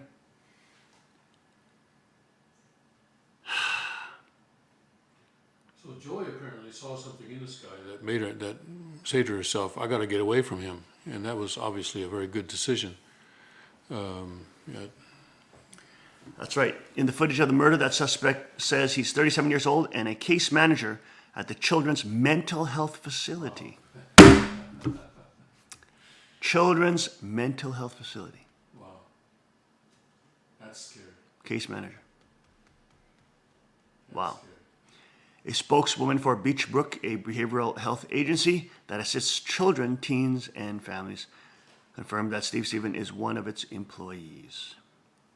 The spokeswoman added, "We are shocked and horrified like everyone else to think that one of our employees could do this is awful." Stevens' longtime girlfriend says suspected gunman is nice guy. Joy Lane, who is named in the suspect killing video, has described the one man as nice and generous. The pair had recently split, according to reports, and the suspect's mom has claimed he shot the victim, Robert Godwin Sr., because he was mad at Miss Lane.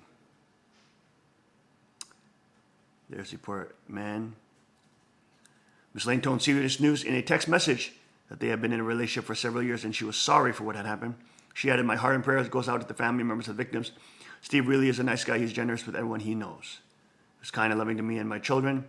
This is a very difficult time for me and my family. Please respect our privacy at this time." So, the manhunt is on for this killer who was working at a mental health institute for children. Maggie Green told CNN that she spoke to her son on Sunday, and he told her he was mad with his girlfriend. She said that's why he's shooting people and he won't stop until his mother or girlfriend tell him to stop. Stevens and his girlfriend have recently split, according to reports. There's also a campaign to stop people from sharing video of the killing. Social media users are urging people to stop sharing the video of the killing. The footage shows the victim being shot as he walked along the street. A campaign has been launched online to discourage people from posting it on Twitter, Facebook, or other websites.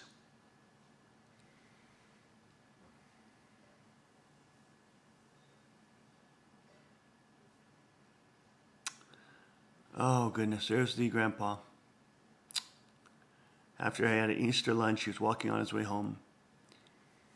And he,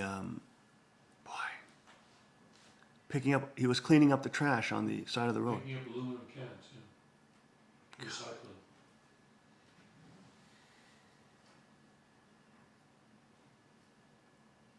Shooting victim was father of 10. Robert Godwin Sr. was father of 10. His daughter has told local media. The victim's daughter told a reporter that her father was a sweet man and didn't deserve what happened to him. Scores of crowdfunding pages have been set up in order to raise money in memory of Godwin, but his family has warned that none of them have been authorized or endorsed by them. His daughter said the family has reported 35 unauthorized GoFundMe accounts to the FBI. I mean, those people are they're pathetic, aren't they? Take advantage of this. They're just ridiculous. Golly. Police in Cleveland have formally issued an aggravated murder warrant for Steve Stevens. In a statement, the force added, "At this time, there are still no known additional victims. We ask the public remain aware and report any suspicious activity to police immediately. Officers and agents continue to investigate leads as they come in." So we pray that quickly he will be arrested. And of course, anybody who is traveling in those states or in those states, be careful, be aware, be present in your mind and body. This is, of course, the reason why we need law-abiding citizens to be armed. So we don't have to walk around in fear of insane loonies running around murdering people, shooting them in the face as they pick up aluminum cans trying to clean up the trash on the street. Grandpa, 74-year-old grandpa's being shot in the face. Give me a break. What an insane situation that has now unfolded. Please stay safe out there. Everybody who can, do your job and carry, be dependable, be your neighbor's keeper. We'll be right back after the short break.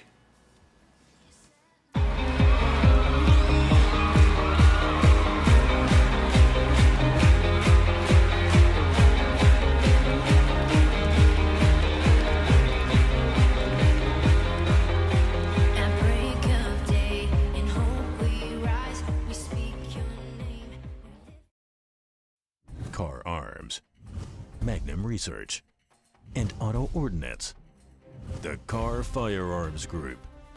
With a diverse product line that blends American craftsmanship with cutting-edge technology. It's no secret why gun enthusiasts choose Car Firearms Group. From the Desert Eagle and Baby Desert Eagle made famous by Hollywood. The history of the 1911 and the Tommy gun. To the best in compact concealed carry. Car Firearms Group is not only the first name in personal defense, it's a name that has earned the respect of gun enthusiasts around the world. Concealment, innovative technology, value, accuracy, and history. Car Firearms Group. Made in the USA. Visit car.com today.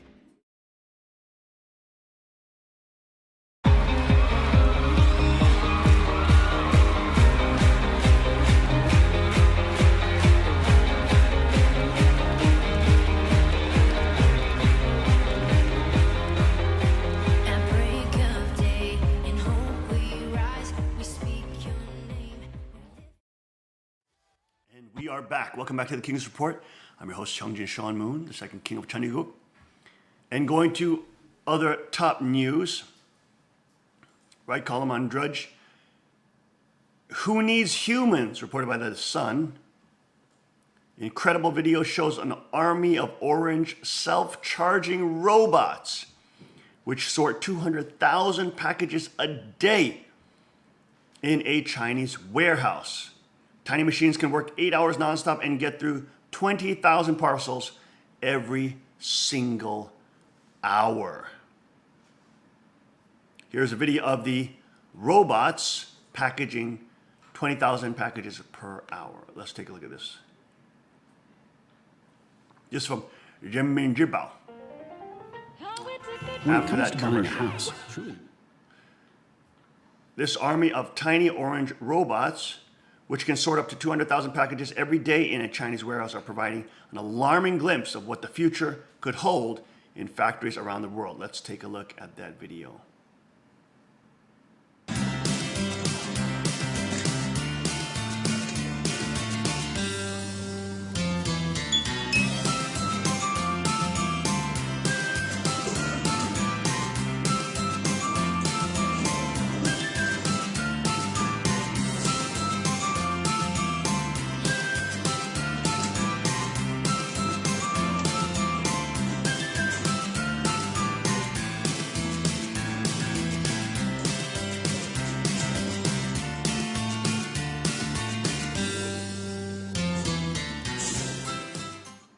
And then they self-recharge. You see that? They plug in, self-recharge. These miniature machines, each just 7.5 inches, follow a set route and transport parcels from the assembly line to the departure gates, where they are then dispatched. In the STO Express building in Linyi, Shandong province, the 300 robots can get through 200 parcels every hour. 20,000 parcels.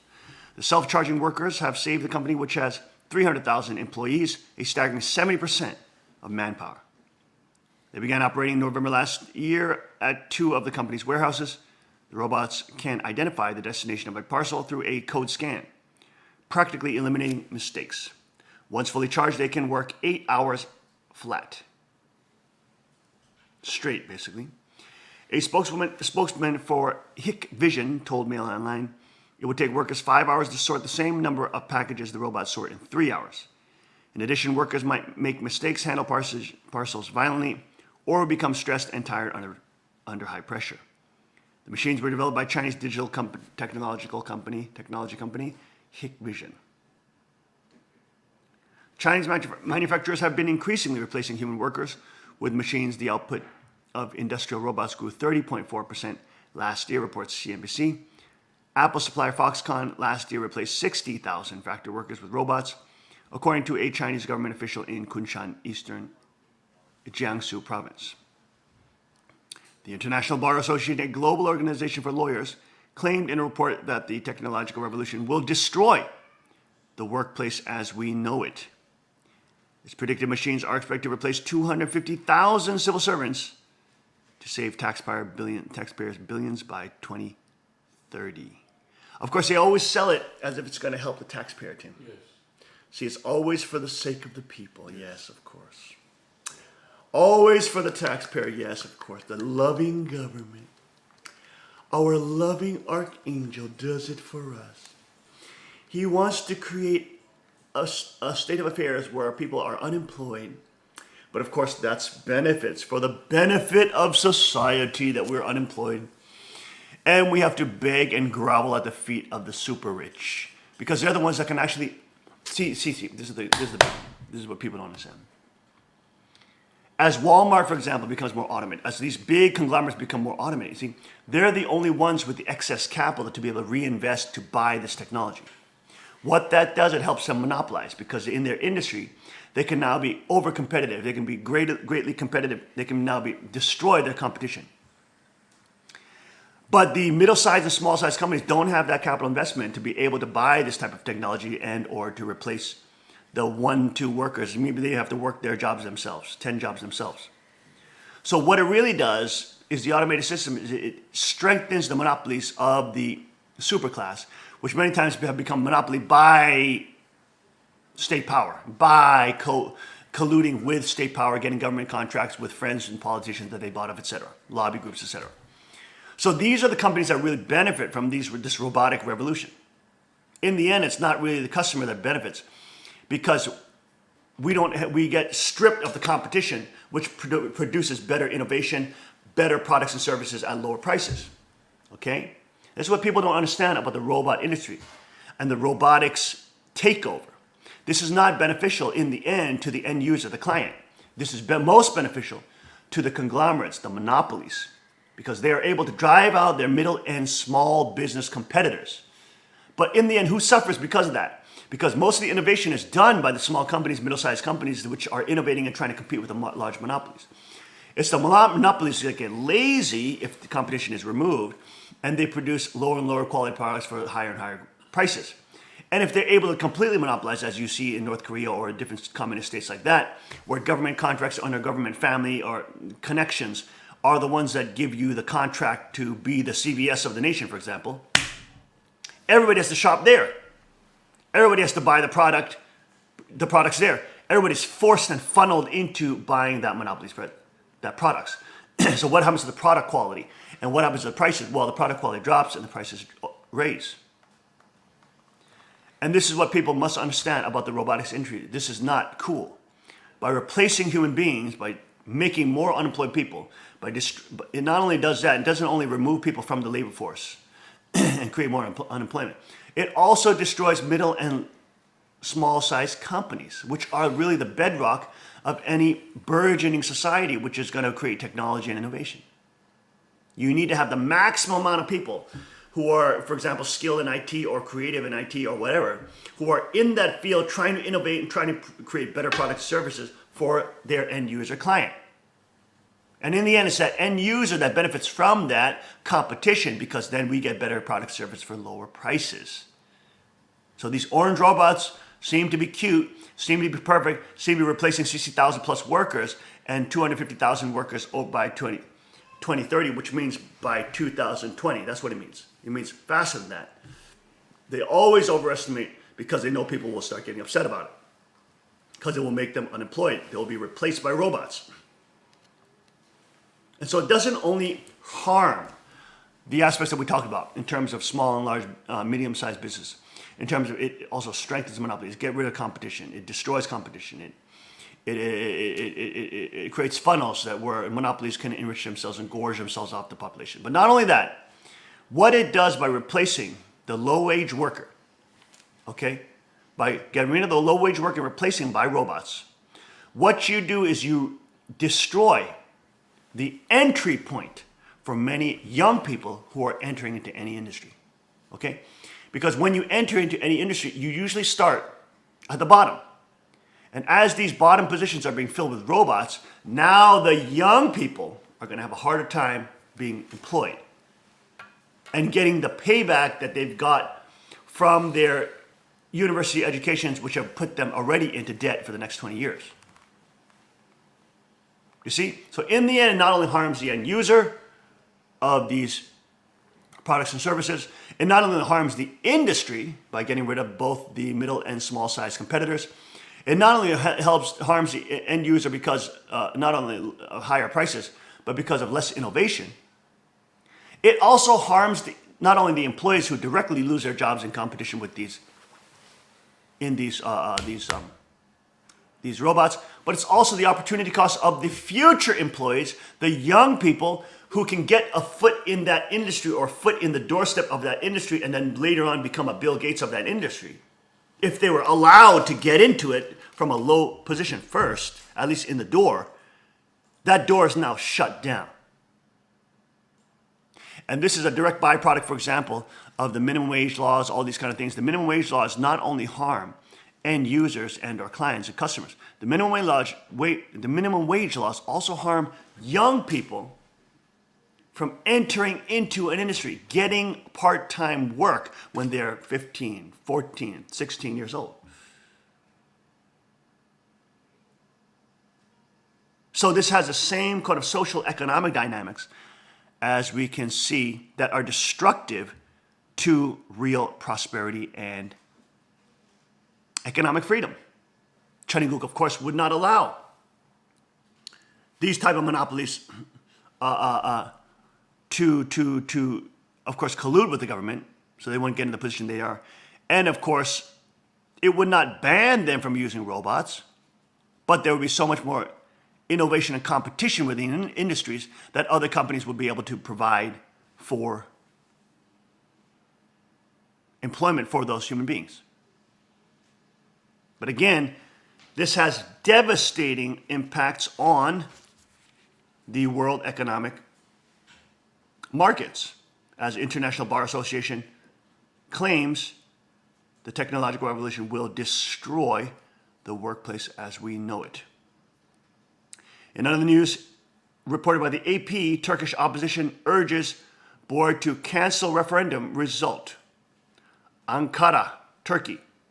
The AP reports Turkey's main opposition party urged the country's electoral board Monday to cancel the result of a landmark referendum that granted sweeping new powers to the nation's president, citing what it calls substantial voting irregularities or voting fraud.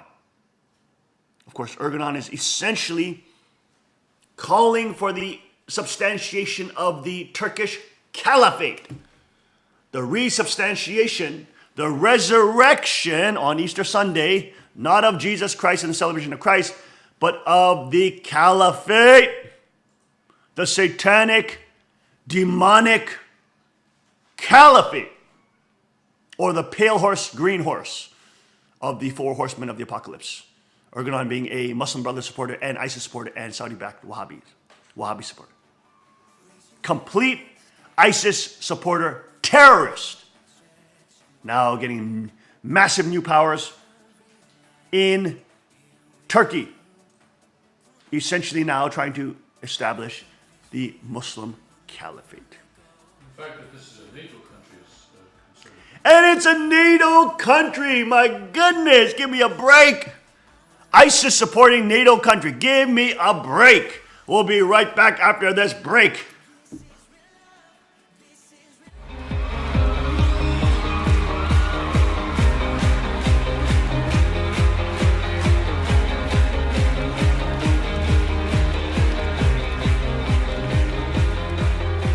At break of day, in hope we rise, we speak your name. Car Arms, Magnum Research, and Auto Ordnance. The Car Firearms Group. With a diverse product line that blends American craftsmanship with cutting-edge technology. It's no secret why gun enthusiasts choose Car Firearms Group. From the Desert Eagle and Baby Desert Eagle made famous by Hollywood. The history of the 1911 and the Tommy gun. To the best in compact concealed carry. Car Firearms Group is not only the first name in personal defense, it's a name that has earned the respect of gun enthusiasts around the world. Concealment, innovative technology, value, accuracy, and history. Car Firearms Group. Made in the USA. Visit car.com today.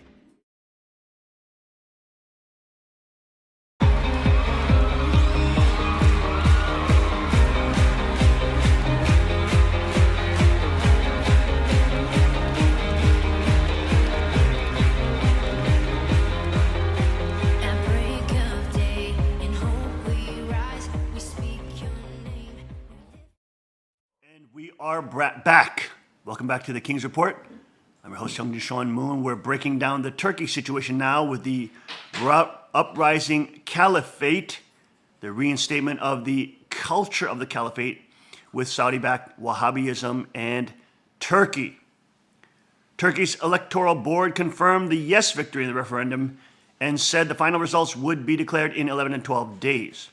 The state-run Anadolu Dolu agency said the yes side stood at 51.4% in the vote, while the no vote saw 48.6%. An unprecedented electoral board decision to accept as valid ballots that didn't bear the official stamp has led to outrage among opposition parties. The board made the announcements after many voters complained about being given ballot papers without the official stamp. The board said the ballot papers would be considered invalid only if they were proven they were fraudulently cast. There's only one way to end the discussions about the vote's legitimacy and to put the people at ease, and that is for the Supreme Electoral Board to cancel the vote, Tezcan said. Did you hear that? The Supreme Council.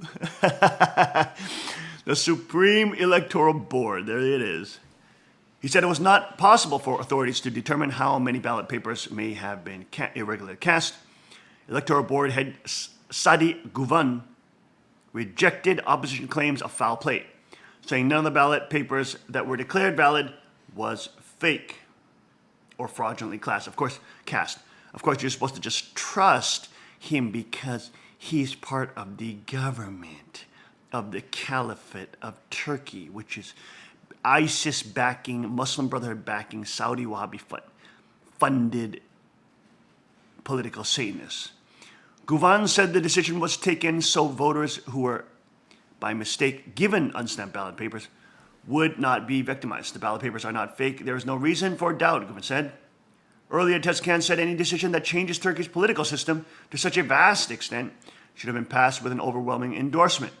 This is not a text of social consensus, but one of social division, Tezcan said. There is a serious and solid problem of legitimacy that will forever be debated. The margin reported Sunday fell short of the sweeping victory the 63-year-old Erdogan had sought in the referendum.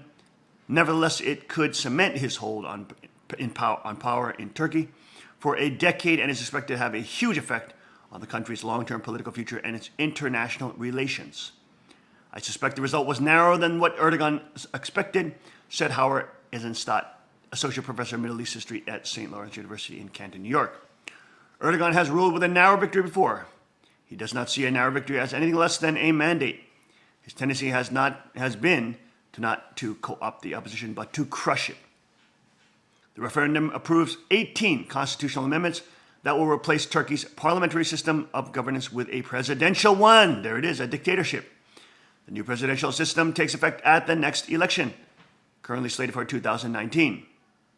Other changes will take effect sooner, including an amendment that scraps a clause that required the president to be impartial, allowing Erdogan to regain membership of the ruling party he founded or even to lead it. Opponents had argued the constitutional changes give too much power to a man who they say shown increasingly autocratic tendencies.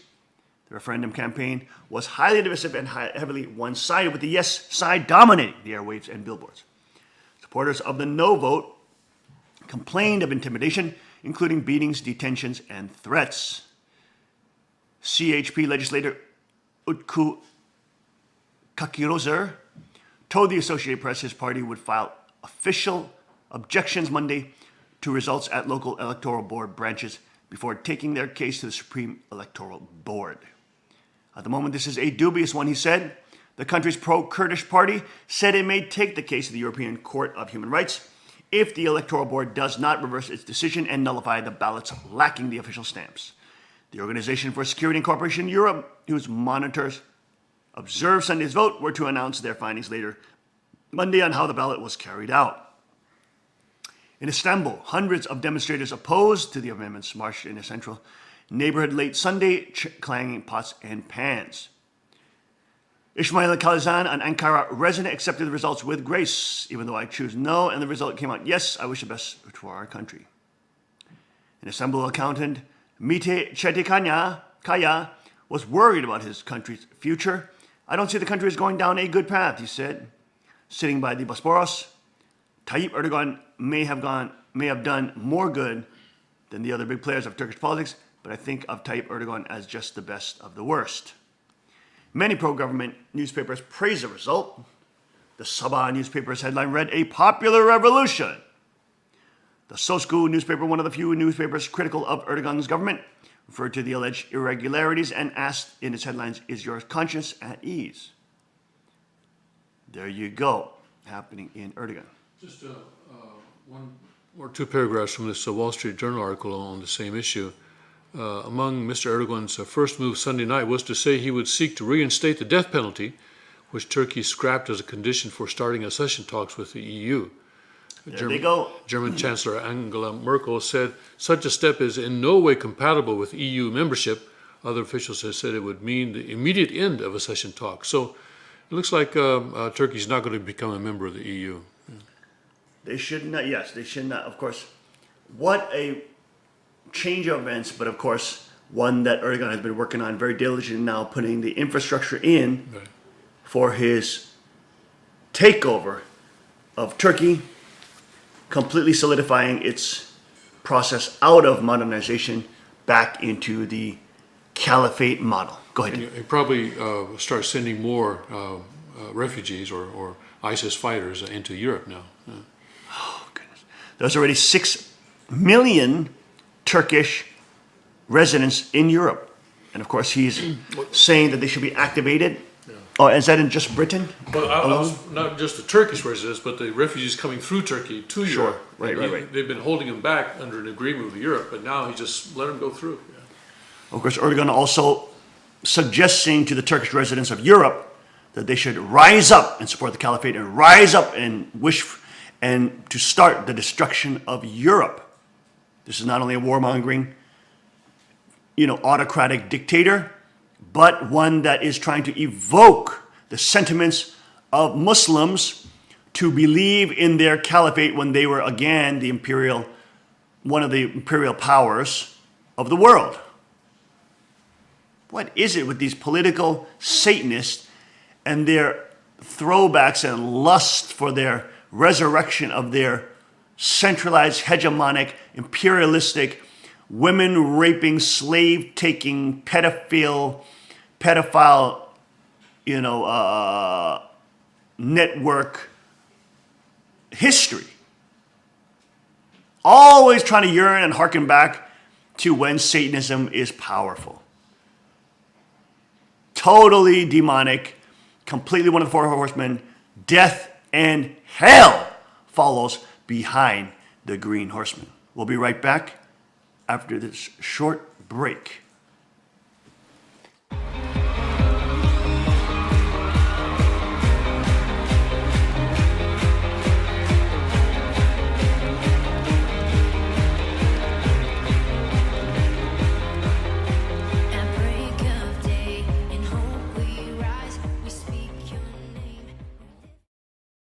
Car Arms, Magnum Research, and Auto Ordnance.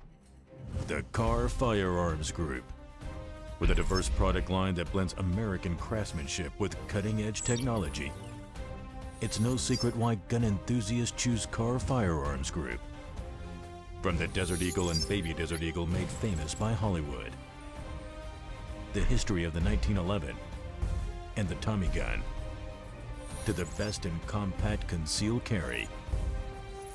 Car Firearms Group is not only the first name in personal defense, it's a name that has earned the respect of gun enthusiasts around the world.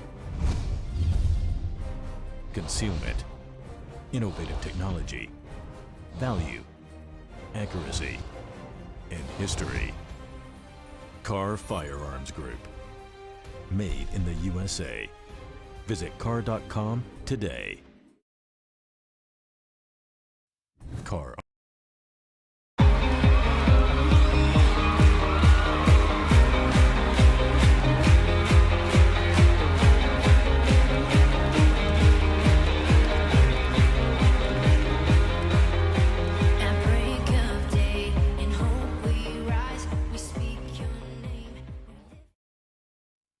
And we are back. Welcome back to the King's Report. This Monday, April 17, 2017. I'm your host, Hyungju Sean Moon, the second king of Cheongguk. Let's go now to Tim for a continued report on the developing story in Turkey. Tim. This is the Wall Street Journal article on the same topic. Erdogan's referendum victory puts Turkey on collision course with Europe. The subtitle is, for Trump administration, a strengthened Turkish president might facilitate plan to oust Islamic State from Raqqa. They're supporting the dictatorship and caliphate of Erdogan. The Wall Street Journal, you pathetic fools. Go ahead, Tim. Turkish President Erdogan's victory in Sunday's referendum could pave the way for pragmatic cooperation with the U.S. while setting him on a collision course with Europe, officials said. The White House declined to comment Sunday about the results of the referendum. A representative for the State Department said they were following the referendum voting outcome but would refrain from commenting until the results have been confirmed. It would also await the initial finding from the Organization for Security and Cooperation in Europe, which has been observing the referendum. Among Erdogan's first move Sunday night was to say he would seek to reinstate the death penalty, which Turkey scrapped as a condition for starting accession talks with the EU. Every dictator needs his death penalty. Yes. German Chancellor Angela Merkel said such a step is in no way compatible with EU membership. Other officials have said it would mean the immediate end of accession talks. Still, on Sunday evening, European reaction to the vote was cautious. In a statement, European Commission President Jean-Claude Juncker and two other top officials said they had taken note of the reported results in Turkey, but would await the assessment of international monitors on the voting, including on alleged irregularities. Turkish officials said ahead of the vote that there would be no abrupt changes in Ankara's foreign policy. On NATO, U.S. relations there will definitely be no change. Turkey's regional power and position with its allies is clear, Maria Demenek, a chief advisor to Mr. Erdogan, said. For the Trump administration to strengthen Mr. Erdogan might mean securing an agreement on a plan to oust Islamic State from Raqqa in Syria, the extremist jihadist group's de facto capital. The U.S. has long relied on Syrian Kurdish forces that Turkey considers terrorists to fight Islamic State, stoking tensions among the NATO allies, but his referendum victory could give Mr. Erdogan latitude to be more flexible, American officials said. Sounds like wishful thinking. The course of relations with the European Union looks more complicated. The steady drumbeat of criticism from Brussels and EU governments over Turkey's alleged human rights abuses and the erosion of the rule of law regularly strains relations, and the tensions could mount to Mr. Erdogan as Mr. Erdogan consolidates power.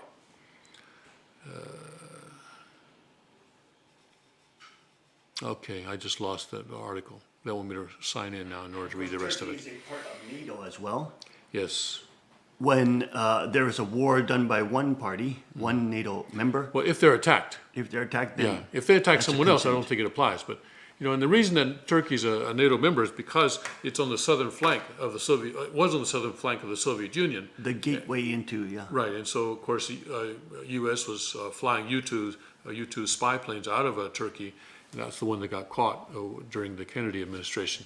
So it's still a member of NATO, and it's probably the reason for it being a member is not so clear now as it was in the past. Trump was saying that NATO is irrelevant, and probably among the various irrelevancies, certainly Turkey's membership as NATO is probably an anachronism. He's changing the entire parliamentary system into an executive system, which means a dictatorship. Yeah. So that is happening the people just don't think that happens in the modern day. This is happening in one of the most powerful Middle Eastern countries in the world. And the article that you read... Bordering Europe. Article that you read mentioned mandate. I mean, in a country like this, mandate has no meaning. All you have to do is have 50.1%. That gives you control of the army and the police, and that's it. I mean, that's your mandate. The concept of mandate applies in a free democratic society where the opinion of the population actually means something, but in Turkey it doesn't mean anything. It's just control. They are fulfilling the prophecy and pushing forward in their caliphate, spreading radical Wahhabi-based type of rhetoric and Orthodox Islam. DailyMail.com reports a perfect picture moment. Barack and Michelle Obama posing on billionaire David Geffen's super yacht during day out with Oprah, Bruce Springsteen, and Tom Hanks in French Polynesia. They spent the last month quietly recuperating in French Polynesia since leaving the White House early this year. But Barack and Michelle Obama interrupted the quiet island life they've become accustomed to this weekend with a star-studded jaunt out to the sea. The former first couple joined Bruce Springsteen, Tom Hanks, and their wives on music mogul David Geffen's super yacht, Rising Sun, on Friday, making quite the splash as they arrived at the vessel off the island of Moria in a spruced-up speedboat. Once on board, the Obamas played tourist, posing romantically on the upper deck while they had their photograph taken. There they are, taking pictures of themselves on that is not a building, that is a super yacht. Michelle, 53, showed off her world-renowned physique in a pair of white shorts and black tank top. You mean world-renowned male physique? The former president was equally laid back in his attire. He sported a pale blue shirt, etc., beige pants. Oprah stood out in a bright yellow day dress. Stunning results of her recent weight loss were on full display as she stood side on, snapping photographs of her famous friends. I love the British press. The language they use. The stunning 454 long yacht was built for Oracle CEO Larry Ellison and bought by Geffen in 2010. They made their glamorous arrival on a spruced-up speedboat. Hanks and Springsteen sat on a ledge while the former president entertained Mrs. Springsteen on the back seats. Welcome aboard. Patty Springsteen jumped off the speedboat first, carrying a large straw hat in one hand. And there's the super yacht there with, look at that, with a deck and parasols covering the deck area. There is the second floor area. Altogether, the group, which include Tom Hanks Center, that must be him here. Bruce Springsteen left, I guess over here. And their wives Patty and Rita Wilson next to Obama. Then they sat down for lunch beneath a large umbrella and climbing on board. There they are, Obama and the others. Look at this. The Tahitian paddleboard crept up towards the 454 long super yacht as the same famous gets. Look how massive that yacht is. It looks like a cruise ship. Look at that, Tim. Look at the size of that yacht. And there's that paddleboarding guy here creeping up on them. But just a massive, massive structure. It's actually a 4-story yacht. Look at that. 4 stories, and you board, I guess, from the bottom here, or from different boarding consoles. It's a floating city, is what it is. It's a tiny, private little island, is what it is. Okay, a moving boat island. Aside from a handful of visits to New York City, where the eldest daughter, Malia, 18, is taking part in a film production internship at Weinstein Company, the Obamas have largely been out of the country since January 21st, where they officially handed over the White House to Donald Trump and Melania Trump. After they tried to implode and destroy and deindustrialize America, well, they need a little break, hanging out with their friends and playing on the French Polynesian islands, after all. After all, they were so loving to the poor working class man and woman, making them poor, making them being replaced by robots, helping the monopolies substantiate their power, and bring in socialism and communism to force us to pay for things that we do not even want, including Obamacare. The New York Times reports Steve Bannon was doomed as they continue their tirade against Steve Bannon, and it seems to be more and more that this whole focus on Steve Bannon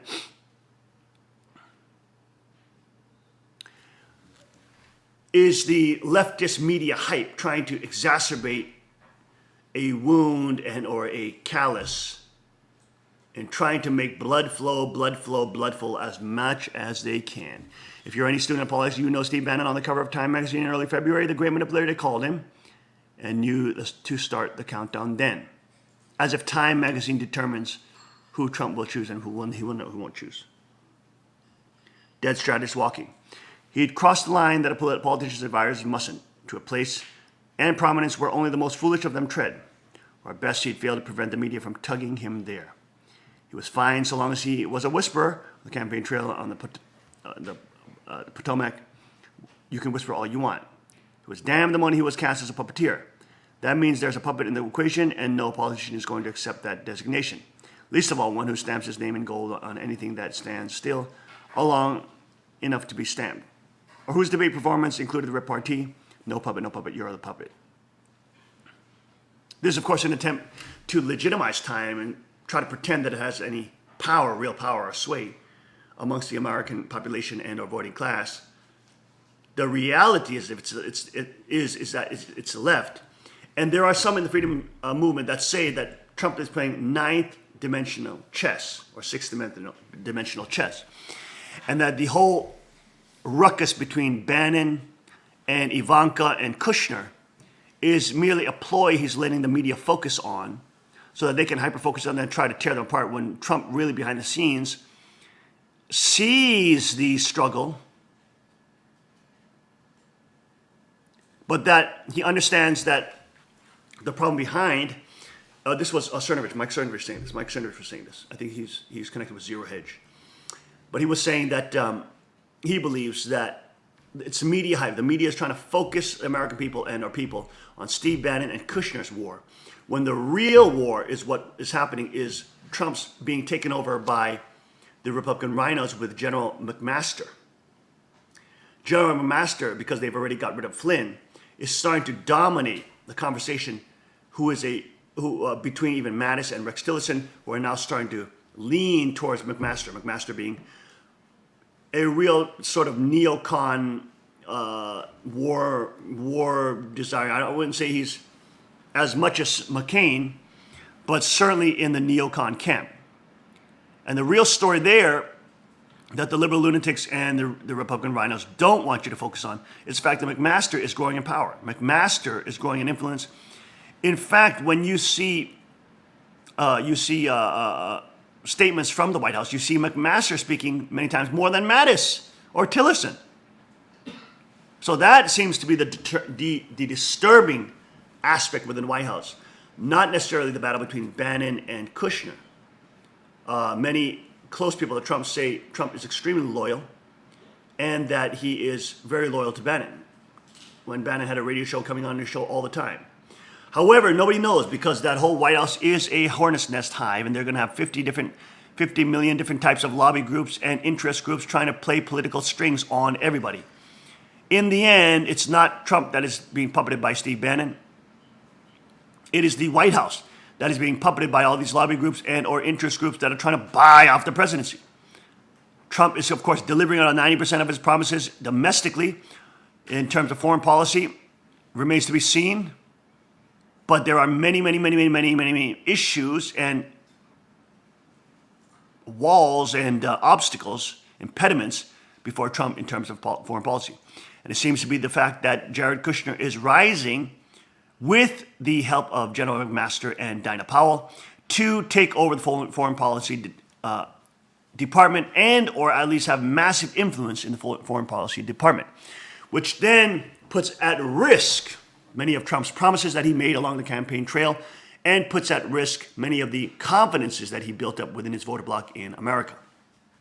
Now, Trump must not lose that voter bloc in America because it is the critical base which will fight for him in 2020 as he fights for re-election. It is critical that Trump remembers that we are watching him closely in terms of his foreign policy because our foreign policy also affects our domestic. If the world's markets know that we're continually waging wars, that can also affect our economic viability. That not only puts the danger of nuclear war closer and closer and closer, it also affects how people will invest in our country if they think we're going to be nuked.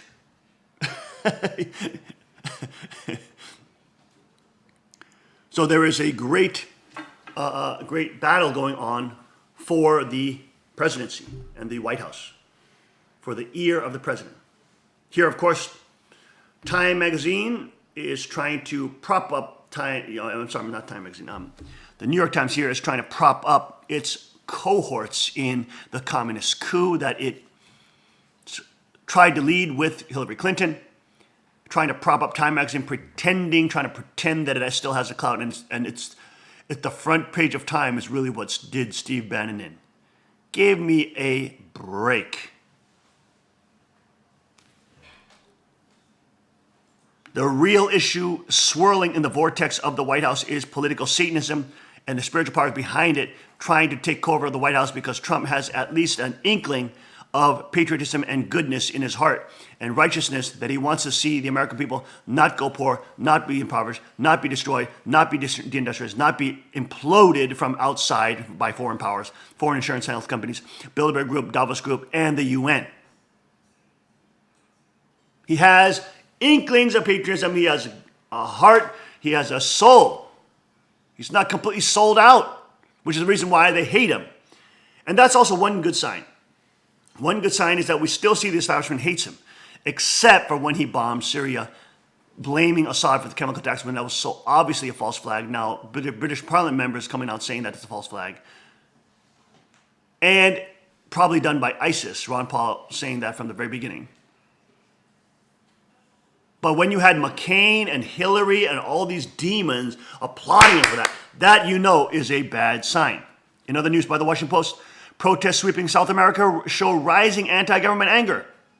Venezuela is now starting to rise up. Ecuador is now starting to rise up. Brazil, Colombia, Chile, even tiny French Guyana is starting to rise up against the major leftist or left or right-wing socialist, communist, fascist dictatorships. There is now a move in the south of the border for a global pattern shift of paradigm that is moving towards sovereignty. That now is spreading to South America. Of course, Berkeley cops sit in patrol car as they watch Trump supporters being attacked. The totally pathetic law enforcement in Berkeley, California. Not all law enforcement is pathetic, but these guys are pathetic. Not doing their job, letting Trump supporters just simply be attacked by these insane ninja wannabe Antifa. Total lunacy breaking out in Berkeley again, where you cannot have another view, and by having another view is seen as racist, and you will be assaulted for having another view other than the establishment. And they are actually wielding sticks. That is deadly force. They are wielding deadly force. They are using deadly force. They are beating up another Trump supporter, and the cops sitting in their car, just watching the riot. Look, Trump supporters being hit by skateboards.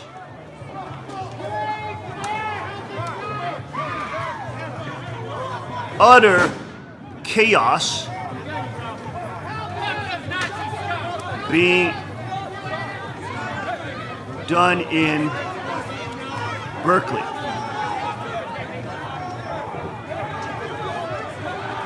Oath keepers and patriots from other states literally driving down to Berkeley to fight back, saying that the Californians are not fighting back, so we're going to go to California and we'll fight them to teach these bullies a lesson.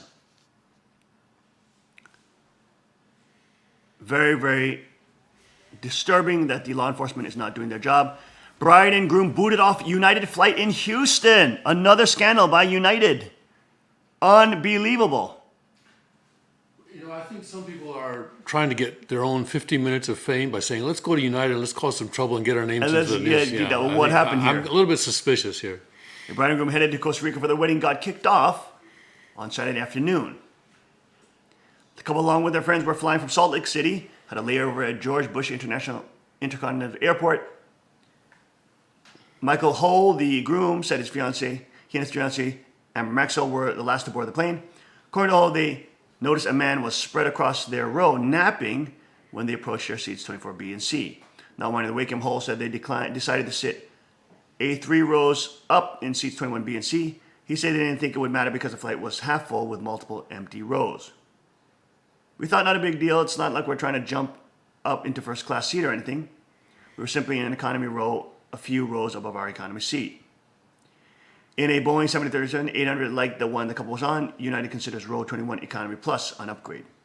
After sitting, Hull said a flight attendant approached him and asked if they were in the ticketed seats. The couple explained that they weren't and asked if they could get an upgrade, but instead they were told they need to return their assigned seats. Hull said after complying with the flight attendant's demand, a U.S. Marshal came into the plane and asked them to get off. The couple cooperated and got off the plane without incident, but they still don't understand why. I'm sure they wanted to go to their honeymoon more than they wanted to create a hazard on United there. They said that they were being disorderly and a hazard to the rest of the flight, to the safety of our customers. United Airlines claims they actually tried to sit in an upgraded seat repeatedly and they wouldn't follow crew instructions. So again, United in the crosshairs of the public again. So many crazy things going on, folks, as we conclude today's Monday broadcast, April 17, 2017.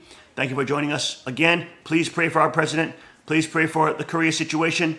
Please pray for our brothers and sisters in Christ in these last of days. We are in the tribulation, but our consolation and what we know, our faith and our hope and our joy is in the kingdom that God is bringing to this world, a kingdom where we will rule and reign with Christ, not so that we're on power trips and those kind of evil things, but so that we can uphold his law and uphold freedom and responsibility for Chunilgo and the world forever to come. We'll be right back on the King's Report to see you tomorrow. We'll be back tomorrow, 5 a.m. sharp, the King's Report. And we will see you then. God bless, Godspeed, and may his kingdom come.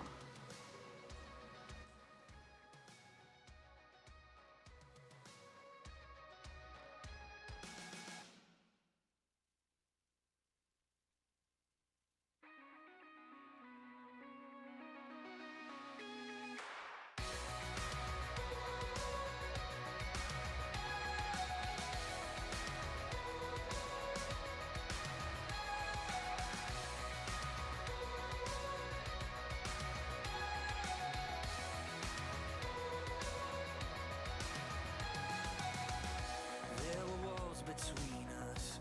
By the cross you came and broke them down. You broke them down. And there were chains around us. By your grace we are no